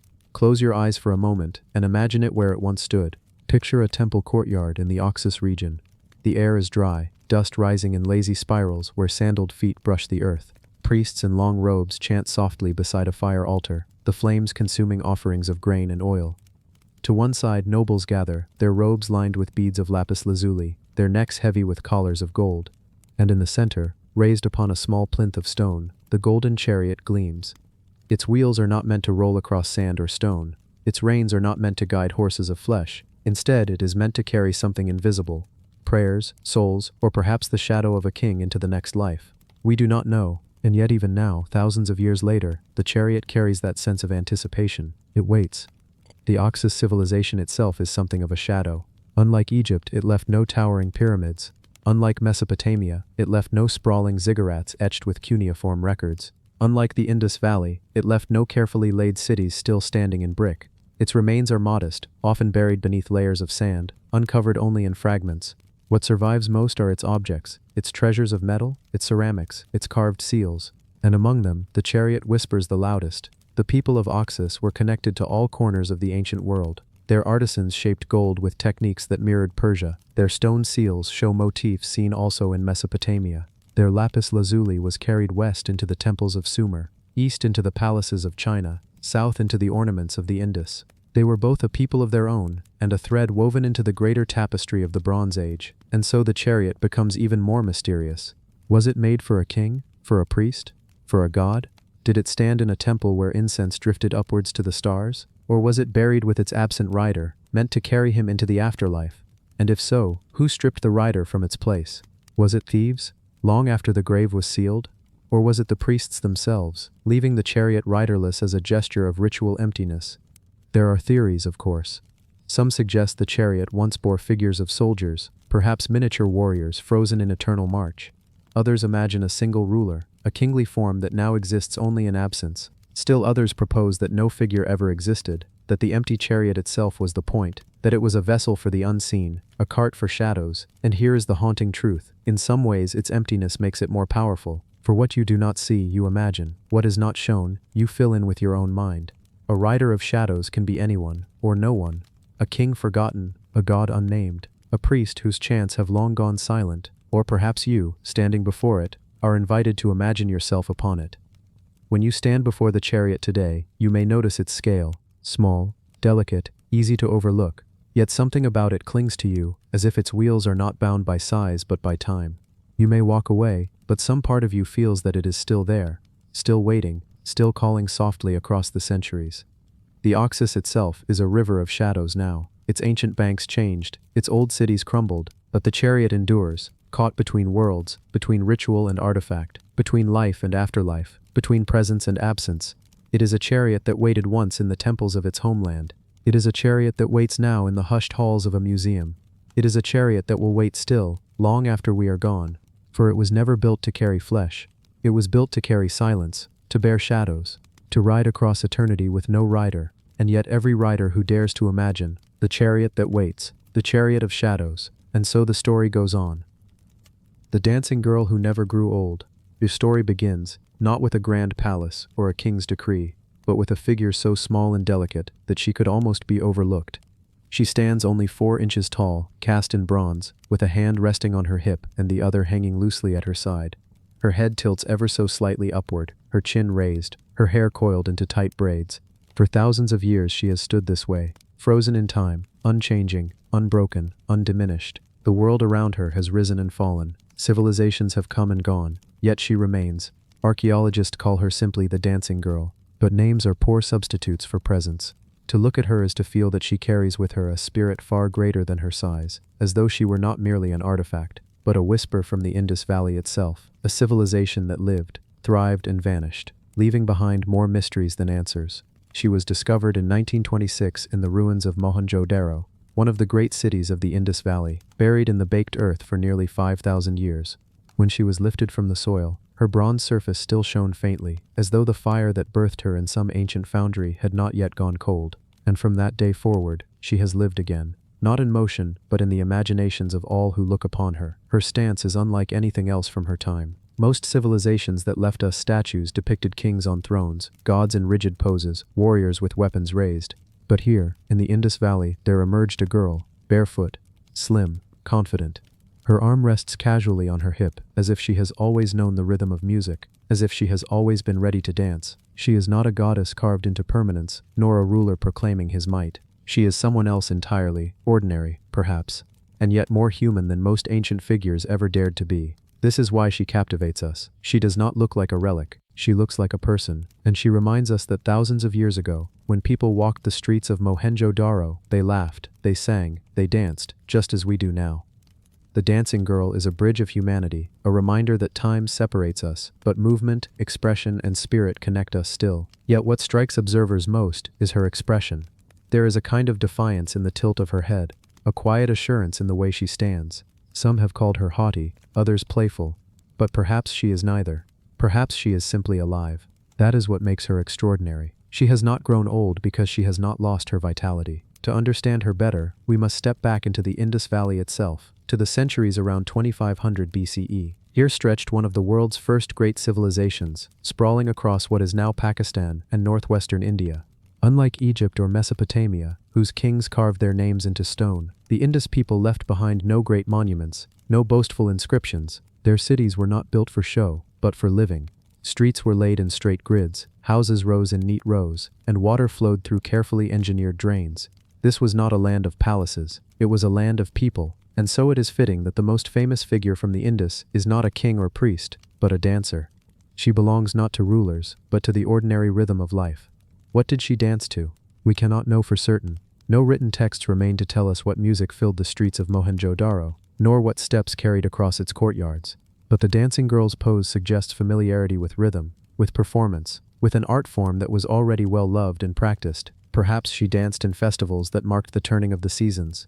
Perhaps she performed in family gatherings, her feet tapping the baked clay floors. Perhaps she was part of a tradition of dancers who carried with them songs and stories, passing them down long after the city itself was gone. The Indus Valley is shrouded in mystery. Its script remains undeciphered. Its rulers, if it had them, remain nameless. Its religion, if it had gods, remains faceless. But through its art, through this bronze girl, we catch glimpses of what mattered. Life was not just about survival. It was also about beauty, expression, movement. That is what makes her so enduring. She is not a puzzle piece of politics, but of humanity. When archaeologists first found her, they were startled. How could such a small civilization, as it was then assumed, produce metalwork so advanced? Casting bronze requires skill. The lost wax technique used to make her involves creating a mold in wax, coating it with clay, then melting the wax away and pouring molten bronze in its place. To achieve this in 2500 BCE reveals a sophistication that few had credited the Indus Valley with. Yet here she stands, proof that her makers were masters of their craft. Look closely at her limbs, long and slender, her proportions natural and confident. She is not stiff, not awkward. She is fluid, even in stillness. Her necklace rests delicately across her chest. Her hair, gathered into a bun, is carefully detailed. Whoever made her did not simply wish to show a figure, they wished to capture presence. And in doing so, they succeeded beyond measure. For 5 millennia later, she still commands the room she occupies. She is not a relic of silence. She speaks without words, without inscriptions, without any need for explanation. But she speaks differently to each observer. Some see in her the spirit of youth, bold and unafraid. Others see the beginnings of performance, of art, of expression in human civilization. Some see her as evidence of women's place in Indus society, perhaps freer, perhaps more respected than in other early cultures. Others wonder if she was meant as a charm, a votive figure, or a simple representation of someone real, an actual dancer who once lived in Mohenjo-Daro. We cannot know, and perhaps that is why she holds us still. She is not an answer, but a question. A small bronze mystery who refuses to grow old, because each generation brings to her a new story, a new meaning. And so we return, again and again, to the quiet streets of Mohenjo-Daro, where the sun baked the bricks, where water once ran through the drains, where merchants traded beads and seals, where children played in the courtyards. Somewhere there, music may have risen, and a girl may have stepped into its rhythm. Her body swayed, her arm rested at her side, her chin lifted, and she danced. In that moment, she became more than herself. She became memory, cast in bronze. Today she rests far from her home, in the National Museum of New Delhi. But no matter where she stands, she carries with her the weight of a vanished world. She is the Indus Valley's most eloquent survivor, its voice without words, its rhythm without sound. The dancing girl never aged because she was never meant to. She is not a moment caught in time, she is time itself, condensed into form. 5,000 years have passed, and still she dances. And perhaps, in her poise, we find a message. Civilizations rise and fall, streets crumble, scripts fade, but the spirit of humanity, the need to express, to move, to create, remains. It remains in us, just as it remains in her. The dancing girl has never grown old because, in truth, she never belonged to age at all. She belongs to rhythm, to presence, to life. And so she will stand, arm on hip, chin raised, forever dancing across forgotten centuries. The stone code that judged the living and the dead. The story begins in the dust of a forgotten plain, where the wind still carries the scent of river reeds and the whispers of an empire that once ruled with order, fear, and a strange kind of justice. It was Babylon. Its towers once soaring, its markets once filled with spices, its streets once crowded with the footsteps of merchants, farmers, and soldiers. And in the heart of that empire stood a stone, dark and unyielding, carved with words that promised justice but whispered of power. This was no ordinary stone, it was a code, a law, etched not on parchment that could burn, nor on clay tablets that could crack, but on a towering block of black basalt that seemed as eternal as the stars above Mesopotamia. To the Babylonians, it was not simply a record of law, it was judgment itself, a voice of the gods, standing in silence yet speaking louder than any man. They called it the Code of Hammurabi, and in its cold lines of text, it dared to tell the living how they should act, and it dared to speak for the dead, deciding even from beyond the grave how one's memory would be treated. Imagine yourself now, drifting slowly through the long avenues of Babylon, with its walls stretching so wide that 2 chariots could ride abreast along their tops. The gates of Ishtar shine with glazed blue tiles, lions and dragons marching across their surface in endless procession. But if you leave behind the splendor, if you walk past the vendors selling grain and dates, if you drift into the shadowed court where scribes scratch symbols into clay, you will find a space where people gather not to trade, but to listen. Here the stone waits. It rises taller than a man, almost 3, its polished surface reflecting the hot light of the Mesopotamian sun. At its crown, carved with precision, stands the image of Hammurabi himself, receiving the rod and ring of kingship from Shamash, the sun god of justice. It is not merely a picture, it is a message.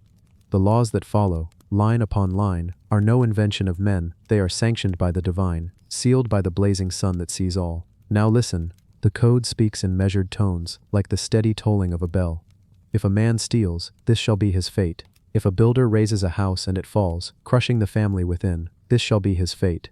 If a woman is accused, this shall be her fate. If a son raises his hand against his father, this shall be his fate.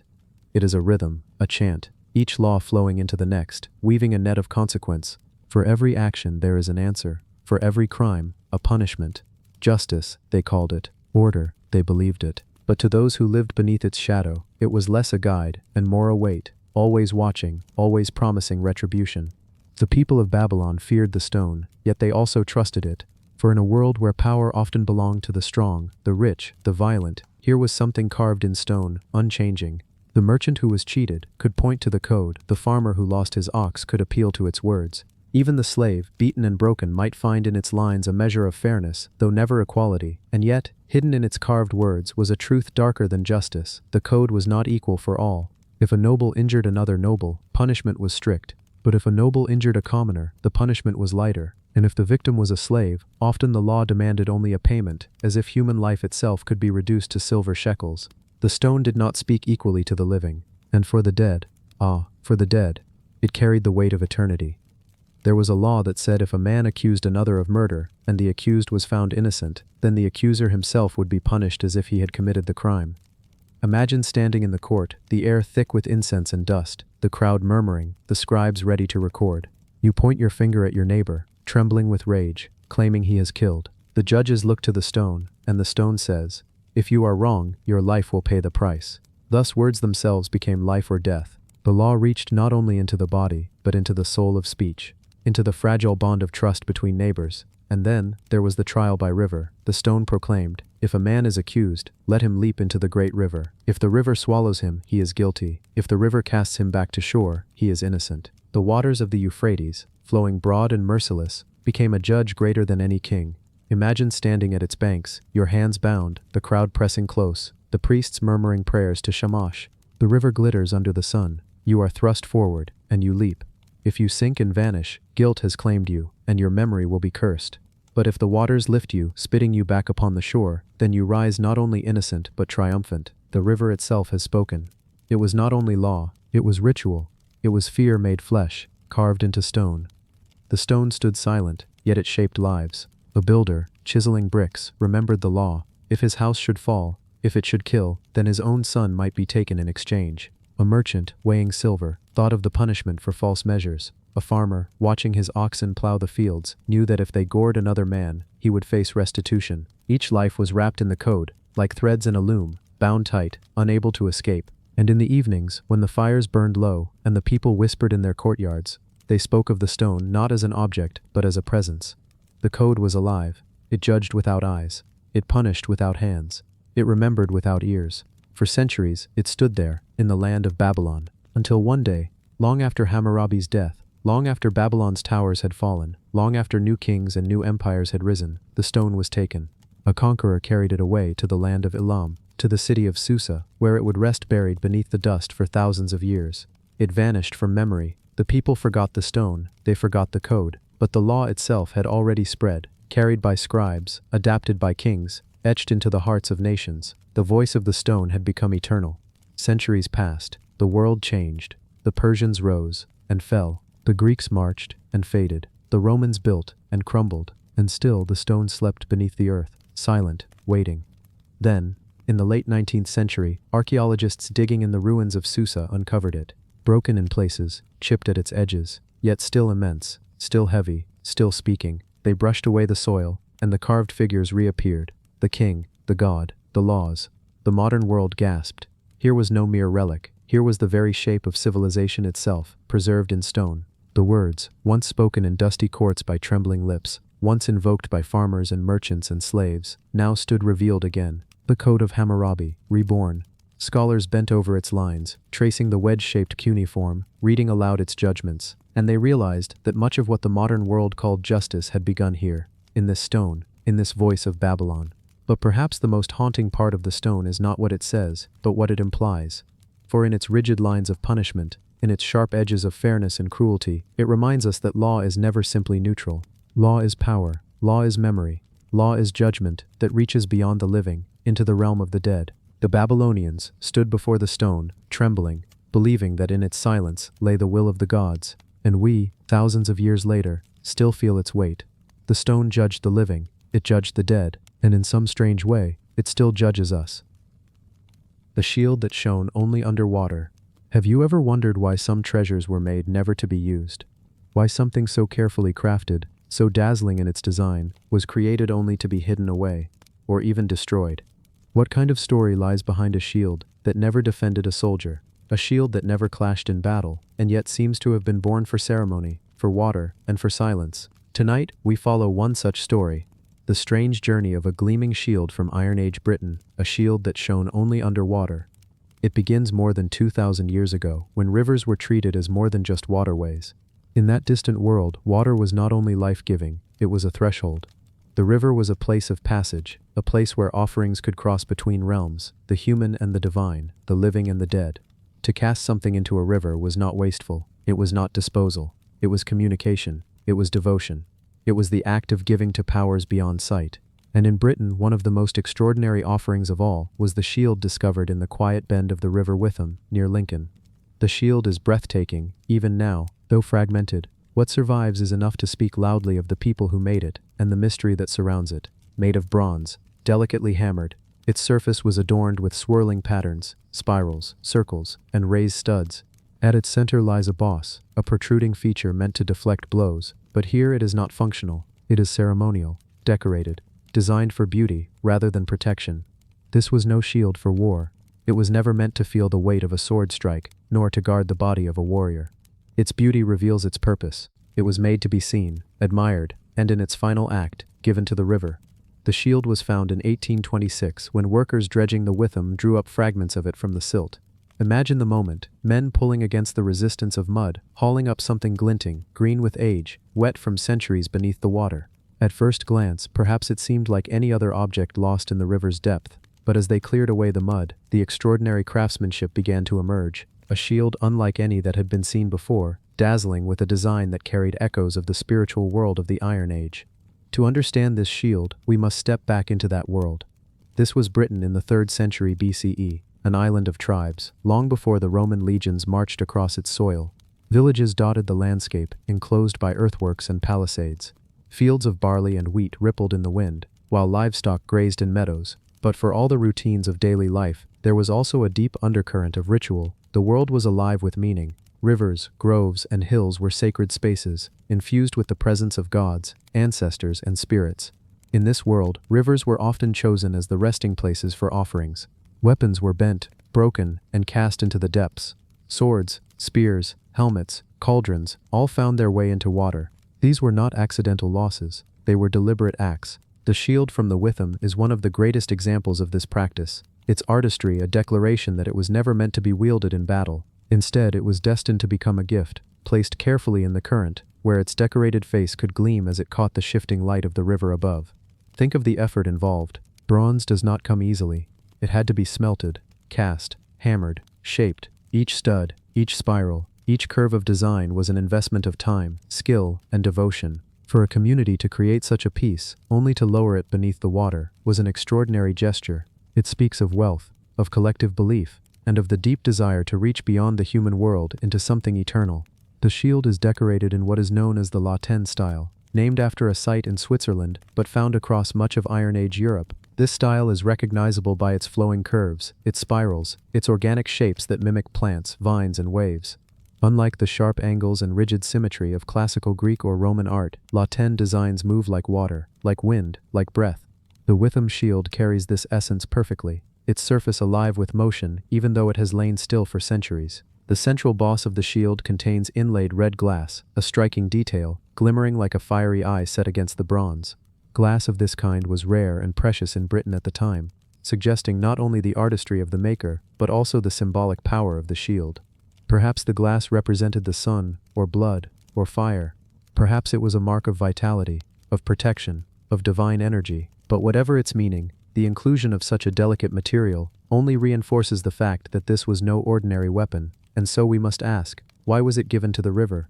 Why would a community invest so much in beauty, only to surrender it to the water? One theory is that it was an offering to a river god. Across Europe, rivers were seen as deities in their own right, guardians of passage and sources of abundance. To give a shield was to honor the god, to maintain balance between people and nature, between tribe and spirit. Another theory is that it was part of a funerary ritual, cast into the river to accompany the spirit of a leader or warrior into the next world. Or perhaps it was meant to mark victory, a trophy not taken into battle but instead given to the elements in thanks. What is striking is that the shield still resonates with mystery. Unlike a sword worn down by combat, unlike a cauldron blackened by fire, this shield preserves an untouched beauty. It carries no scars of war. Instead, it carries the mark of intention, a creation made to bridge two realms. Let us imagine the moment. The people of the tribe gather on the riverbank. The shield, gleaming in the sunlight, is held aloft, admired by all. Perhaps words are spoken, chants rise into the air, or silence itself serves as the language of devotion. The shield is then lowered into the water, its surface catching one last shimmer of light before slipping below. As it descends, the ripples spread outward, the river receiving its gift. Beneath the surface, the bronze glows faintly, then darkens, swallowed by the silt. The people leave, but the shield remains, unseen, waiting for centuries until dredging brings it once again into the world of light. The shield is not unique in its role as a river offering. Across Britain, countless weapons have been discovered in rivers, sometimes whole, sometimes deliberately damaged. The Thames, the Trent, the Avon, all have given up treasures from the Iron Age. But the Witham shield stands apart in its artistry, its fragility, its deliberate design for something other than combat. What does it tell us about the people who made it? It tells us they valued beauty as much as strength. It tells us that they saw their world as alive with powers to be honored and appeased. It tells us that water was more than resource. It was sacred. And it tells us, perhaps most poignantly, that not all creations are meant to last in the open. Some are meant to disappear, to be hidden, to exist only in memory, legend, or the quiet of the riverbed.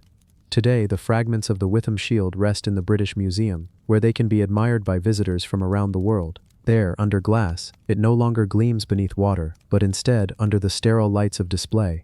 Yet even there, the shield continues to whisper of the world it once belonged to, a world where rivers spoke, where offerings mattered, and where beauty itself could be a prayer. And so the shield remains, a paradox of fragility and strength, of presence and absence. It never saw battle, yet it has endured centuries. It was created to vanish, yet it is here with us still. And in its survival, it continues to shine, not only as bronze and glass, but as a reminder of how ancient peoples shaped their lives through ritual, sacrifice, and reverence for the unseen. The shield that shone only underwater invites us to think of the objects we hold dear today. What might we be willing to surrender, not for use, not for gain, but for meaning? What gestures do we make, not to other people, but to the mysteries that still surround us? Perhaps the shield lingers not only as an ancient artifact, but as a quiet mirror, reflecting our own search for connection beyond ourselves. The bead that outlasted 6,000 winters. It begins not with a city, not with a wall, not with a tower, but with something so small that it might slip between your fingers without you even noticing. A bead.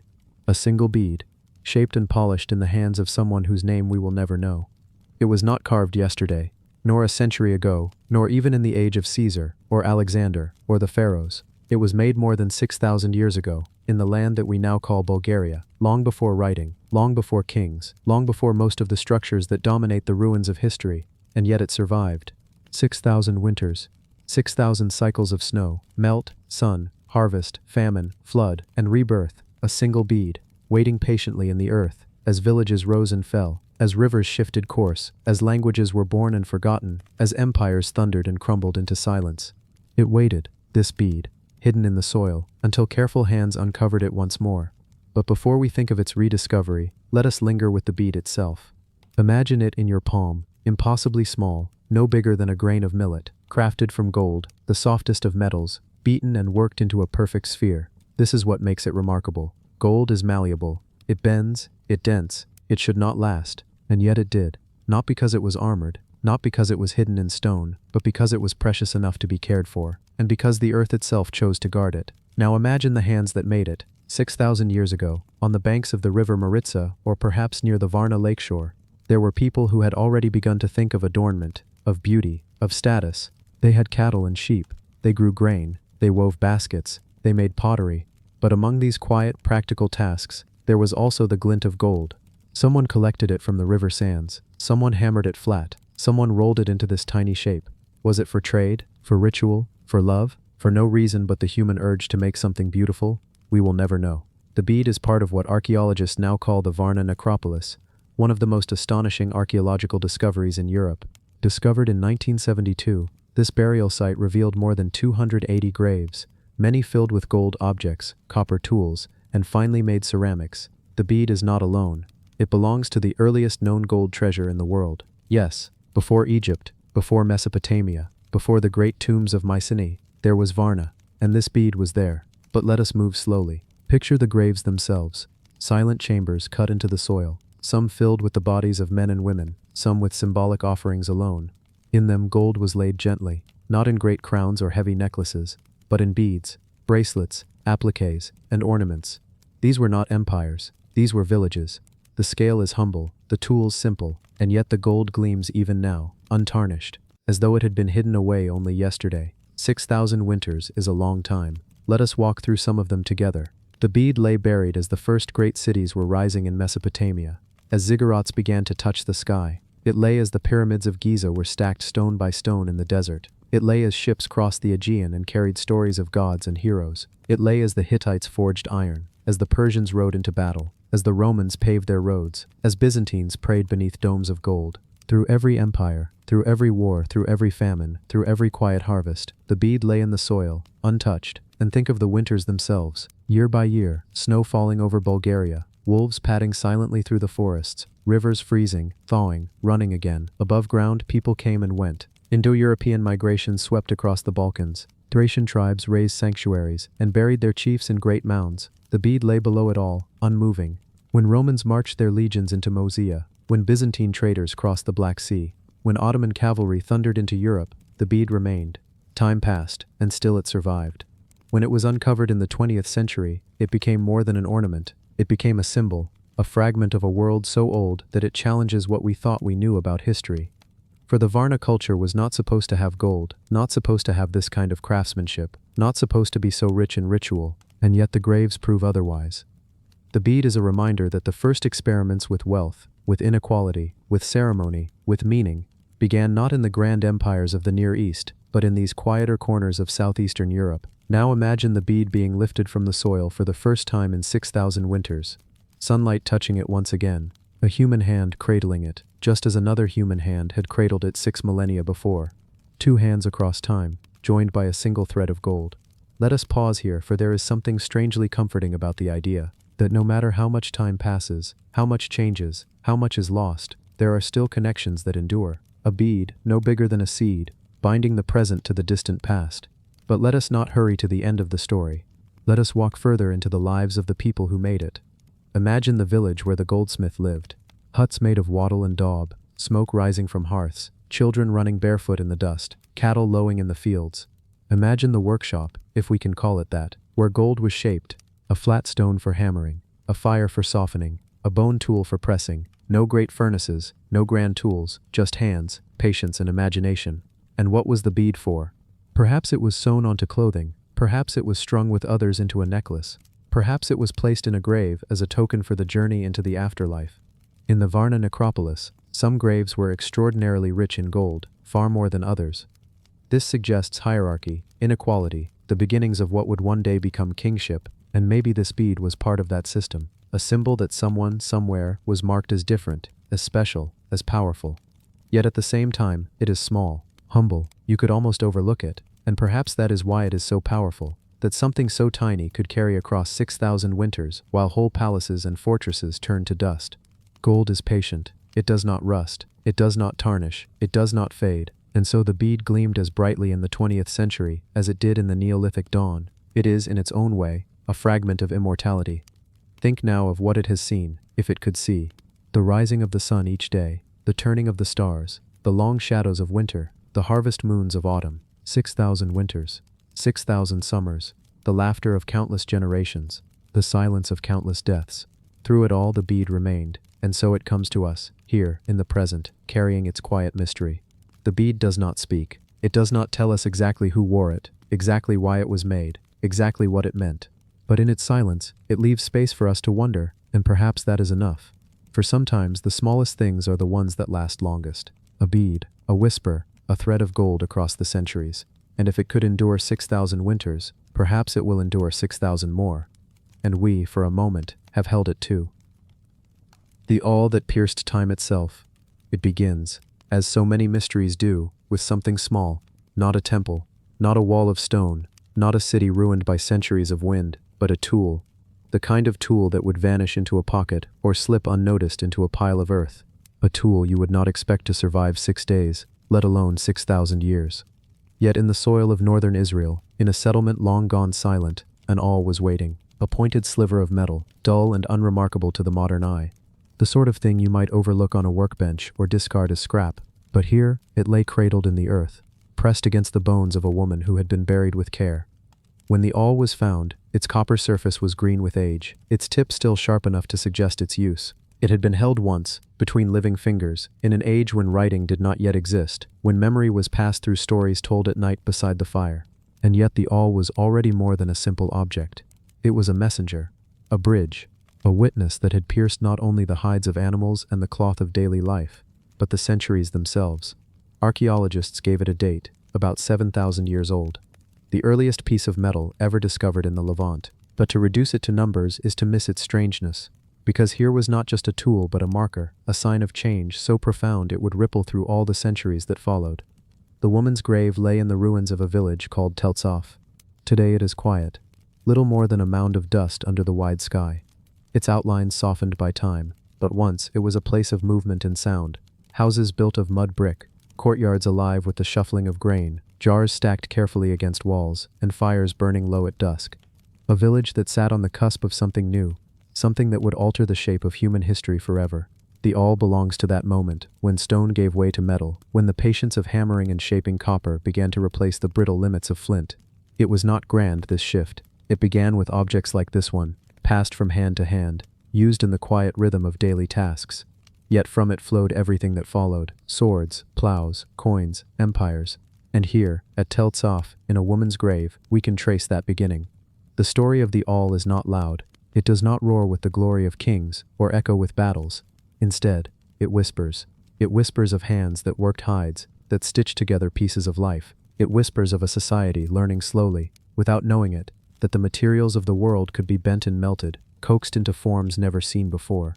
To follow this all is to step into that whisper, to sink down through the soil, into a time when everything was smaller, slower, but no less meaningful. Imagine the valley. The Jordan River winds through the land, carrying with it the memory of rains far to the north. Its waters spread into fertile soil, making the fields around Tel Saf rich with life. Barley grew in neat rows, tall and golden, swaying under the hand of the wind. Goats and sheep grazed in nearby pastures, their bells chiming softly in the morning air. Children's voices rose and fell like birdsong, carrying across courtyards where women ground grain and men repaired tools. The houses were rectangular, made of sun-baked brick, their walls pale against the light. Inside, floors were smoothed by countless footsteps. Storage jars as tall as a grown man leaned against the walls, filled with grain that could last through winters or feed a feast. Painted pottery gleamed in the dimness, its design simple but careful, made by hands that understood patience. Tel Saf was not a city. It was not yet the kind of place we think of when we imagine the sweep of history. But it was more than a scattering of huts. It was organized, deliberate, alive with trade and exchange. From its fields and courtyards flowed not only food but goods that traveled far. Beads from distant lands, obsidian from volcanoes, shells from the Mediterranean, and, it seems, a sliver of copper, worked by fire, carried across distances to arrive here, in this place that still clung to the rhythms of stone. The woman who received it was no ordinary figure. Her burial told of status, of respect. She was laid to rest with objects that mattered, the all among them. We do not know her name, her voice is gone, but her presence speaks, not of power in the way of kings, but of importance to her people. Perhaps she was a matriarch, or a skilled craftswoman. Perhaps she was someone whose hands knew the feel of cloth, the texture of hides, the slow shaping of the material world, and so the all lay with her, crossing centuries in silence, until the soil gave it up again. It is easy now to overlook it, to see it in a museum case, no bigger than a finger, its point dulled by time. But imagine, instead, the first moment it was held. The fire glowed, the metal softened. Someone leaned close, blowing gently, coaxing the flame, and when at last the copper cooled, it became something new, something that had not existed before in this valley. A tool that did not chip like flint, that did not shatter with a careless strike, a tool that shone faintly in the firelight, a shimmer that stone could never give. The all was lifted, turned in the hand, admired for its strangeness. It was, in that moment, both ordinary and extraordinary. A small tool, yes, but one that carried within it the seed of the future. The woman who received it might not have thought of futures. For her it was likely just a tool, sharp and useful, fit for piercing leather or stitching together cloth. But when she carried it into the afterlife, she carried with it something larger. She carried the dawn of a new age. The awl pierced not only hides and fabrics, but time itself.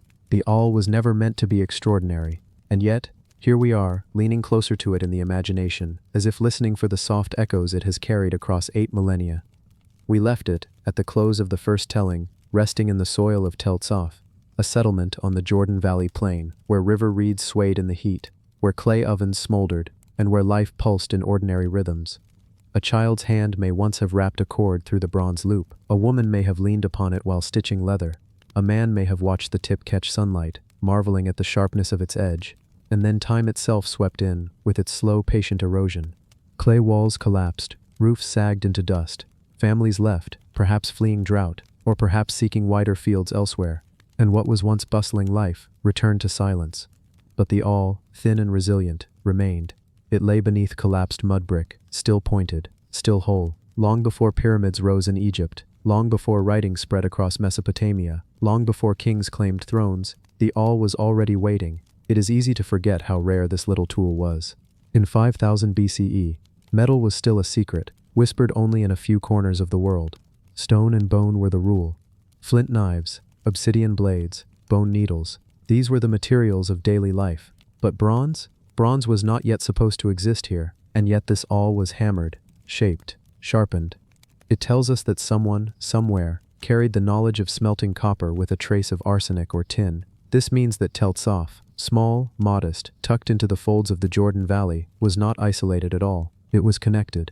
It was listening. It was exchanging, perhaps with Anatolia, perhaps with the Caucasus, perhaps with those who traveled down through the Fertile Crescent. The awl is proof that the village was part of a larger web, strands of trade and ideas stretching across deserts and mountains, long before most of the world suspects they existed. And so, the awl is not only sharp in its metal, it is sharp in its meaning. It pierces the fabric of history, reminding us that even in a humble village, lives were threaded into something far larger. Picture again the settlement, the courtyards with silos tall as a man, the painted pottery, red on cream, turning slowly in the hands of those who shaped it. Children darting between reed fences, chickens scratching in the dust. This is where the awl moved, from hand to hand. Perhaps it mended sandals, perhaps it stitched the lining of woven baskets, perhaps it pierced through thick hide, shaping pouches to carry grain. The awl belonged to the quiet lives, and yet it was born of faraway fire. We cannot know who carried it, but perhaps we can imagine them. A woman with bracelets of shell, traded from the Red Sea. A man with hair tied back, who knew the weight of clay bricks on his shoulders. A child curious about its shine, who was told not to play with sharp things.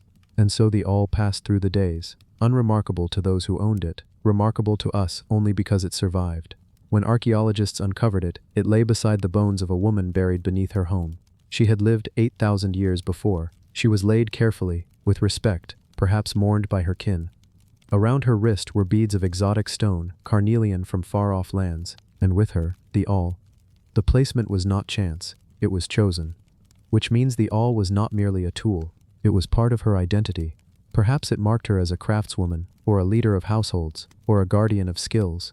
Perhaps the awl was honored, its metal seen as too precious to pass into careless hands. And so the awl pierced not only leather and hide, but the veil between life and death. It went with her into the earth. From that moment, the awl vanished into silence. For millennia it remained hidden, as empires rose and fell above it. The Canaanites farmed the valleys, unaware. Egyptian armies marched past, never knowing. Israelite shepherds grazed their flocks, not guessing what lay beneath their feet. Roman legions built roads, Crusader knights passed through, Ottoman caravans rested, and through it all, the awl slept. It is humbling to realize how small an object can outlast entire civilizations. And yet, when it surfaced again, in the careful trowels of modern archaeology, it carried all its weight intact. The awl has no inscription, no decoration, no name carved upon it. And yet, it speaks. It speaks of technology before its time. It speaks of women and men shaping lives around hearths. It speaks of a world that was not as simple as we once thought. We often imagine prehistory as quiet, isolated, slow, but the awl suggests otherwise.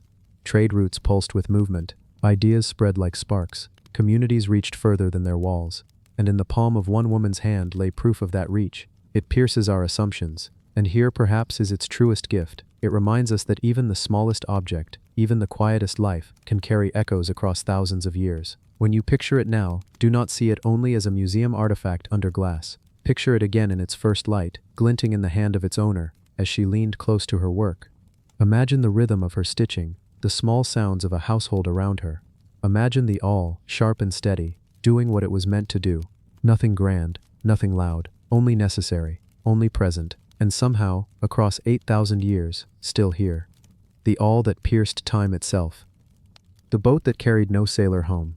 Beneath the dry heat of the Kuwaiti desert, far from the salt breeze of the Gulf, there lies a quiet riddle.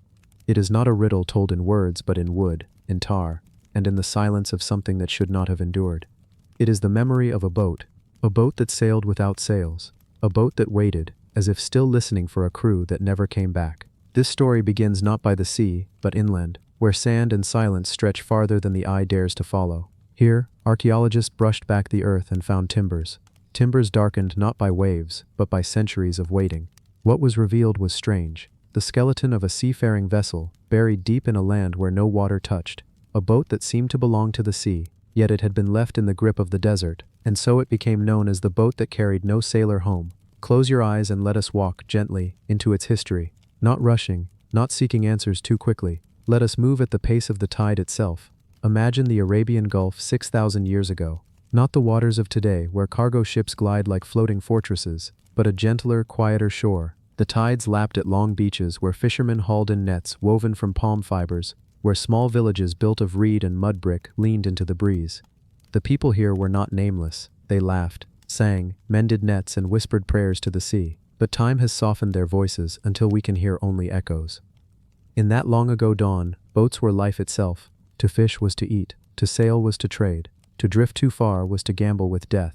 Yet boats were more than tools. They were companions, guardians, and sometimes graves.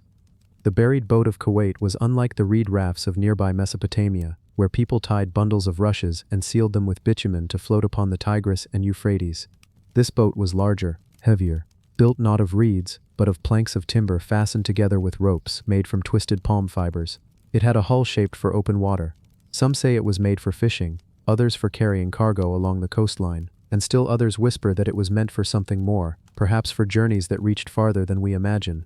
Yet what is strange is not only the boat itself but where it was found. It rested inland, as though it had been carried by unseen hands and placed gently in the sand. Some suggest that rising and falling seas once kissed that place. Others believe it was pulled deliberately away from the water, laid to rest like a body. When you picture it, let your thoughts drift slowly, as though tracing your finger along the curved lines of its wooden ribs. The planks, though weathered, were sealed with black tar that smelled faintly of bitumen, a smell that lingers even now when the desert sun warms the wood. Close by, fragments of tools were discovered: stone weights, fishing net sinkers, shards of painted pottery, each piece another whisper of life paused mid-motion, as if the sailors set their tools down only yesterday. But the crew, they were gone. The boat waited for them, but no footsteps returned. No one carried it back to the water. No one hauled it onto the tide. It remained silent, still as a prayer unanswered. Let us imagine the men and women who built it. Under a sky wide and blinding, they would gather palm trunks and imported wood, perhaps traded from far-off lands where trees grew taller and straighter than the palms of the Gulf. They would shape planks by hand, smoothing the edges with stone adzes until they fit close. They would twist ropes from palm fiber, rubbing strands between their palms until they coiled strong and taut, and with tar drawn from the earth itself, they sealed the seams, pressing the black resin into every gap. Building a boat was not simply construction, it was ceremony.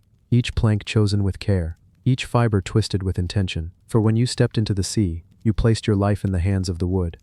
Perhaps songs were sung as the frame was raised. Perhaps prayers were spoken, not loud but soft, asking the waters for mercy, asking the winds for kindness. And when the boat finally slid into the tide for the first time, its builders would have cheered as though watching a child take its first breath. Yet for all that labor, all that care, this boat ended not in water, but in sand. Centuries drifted by, kingdoms rose along the Gulf, empires came, left their coins, their seals, their broken pottery, but the boat remained beneath the earth. Each storm added another layer of dust. Each century pressed it tighter into silence. The desert became its shroud. When the archaeologists uncovered it, they found not a wreck scattered by waves, but a form preserved as if waiting. The planks still curved, the ropes still clung, the tar still darkened the seams. It was less like a ruin, more like a dream frozen in place. Why was it left? Some suggest that it was too damaged to repair, abandoned after years of faithful service. Others believe it was offered as a sacrifice, laid to rest like a body, given back to the earth. Boats were more than vessels, they were companions. To bury one inland might have been an act of reverence, and some whisper another idea, that its crew never returned, that the boat was pulled ashore by survivors, left as a memorial to those who were lost, that the desert holds not only the boat, but the memory of the sailors it never carried home. Think of how the desert holds it still. When the wind sweeps across the sand, it does not disturb the boat. When the sun beats down, it does not destroy it. The earth keeps it safe, like a secret not ready to be told. And so it waits, not just for sailors but for us. For each person who leans close, who traces their hand across its planks, who imagines the waters it once touched. We are left not with answers, but with questions. Did it once carry baskets of fish pulled from the Gulf? Did it trade jars of dates, pots of barley, strings of beads carved from shell? Did it drift farther, across waters that touched Mesopotamia, Iran, perhaps even India? Did its crew laugh under the stars? Did they sing to the rhythm of the waves? Or was it always destined for silence, its journey cut short, its sailors vanished?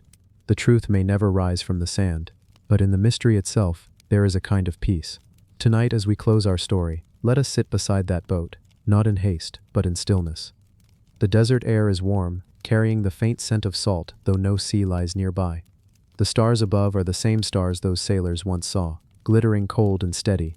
The boat rests, its planks cradled by earth, its ropes brittle but unbroken. It has waited thousands of years, and it will wait thousands more, not for rescue, not for return, but for the quiet remembrance that someone once sailed, someone once built, someone once dreamed of crossing the water. It is the boat that carried no sailor home, yet it carries something else instead, a silence deeper than the sea, and a story that lingers long after the tide has gone. And so another artifact slips back into the silence it came from. But its story remains with us, carried across time. Thank you for joining me here on Timeless Mysteries. If you enjoyed this journey, don't forget to subscribe, like, and share where in the world you're watching from. Until the next mystery, rest easy, and let the past keep whispering.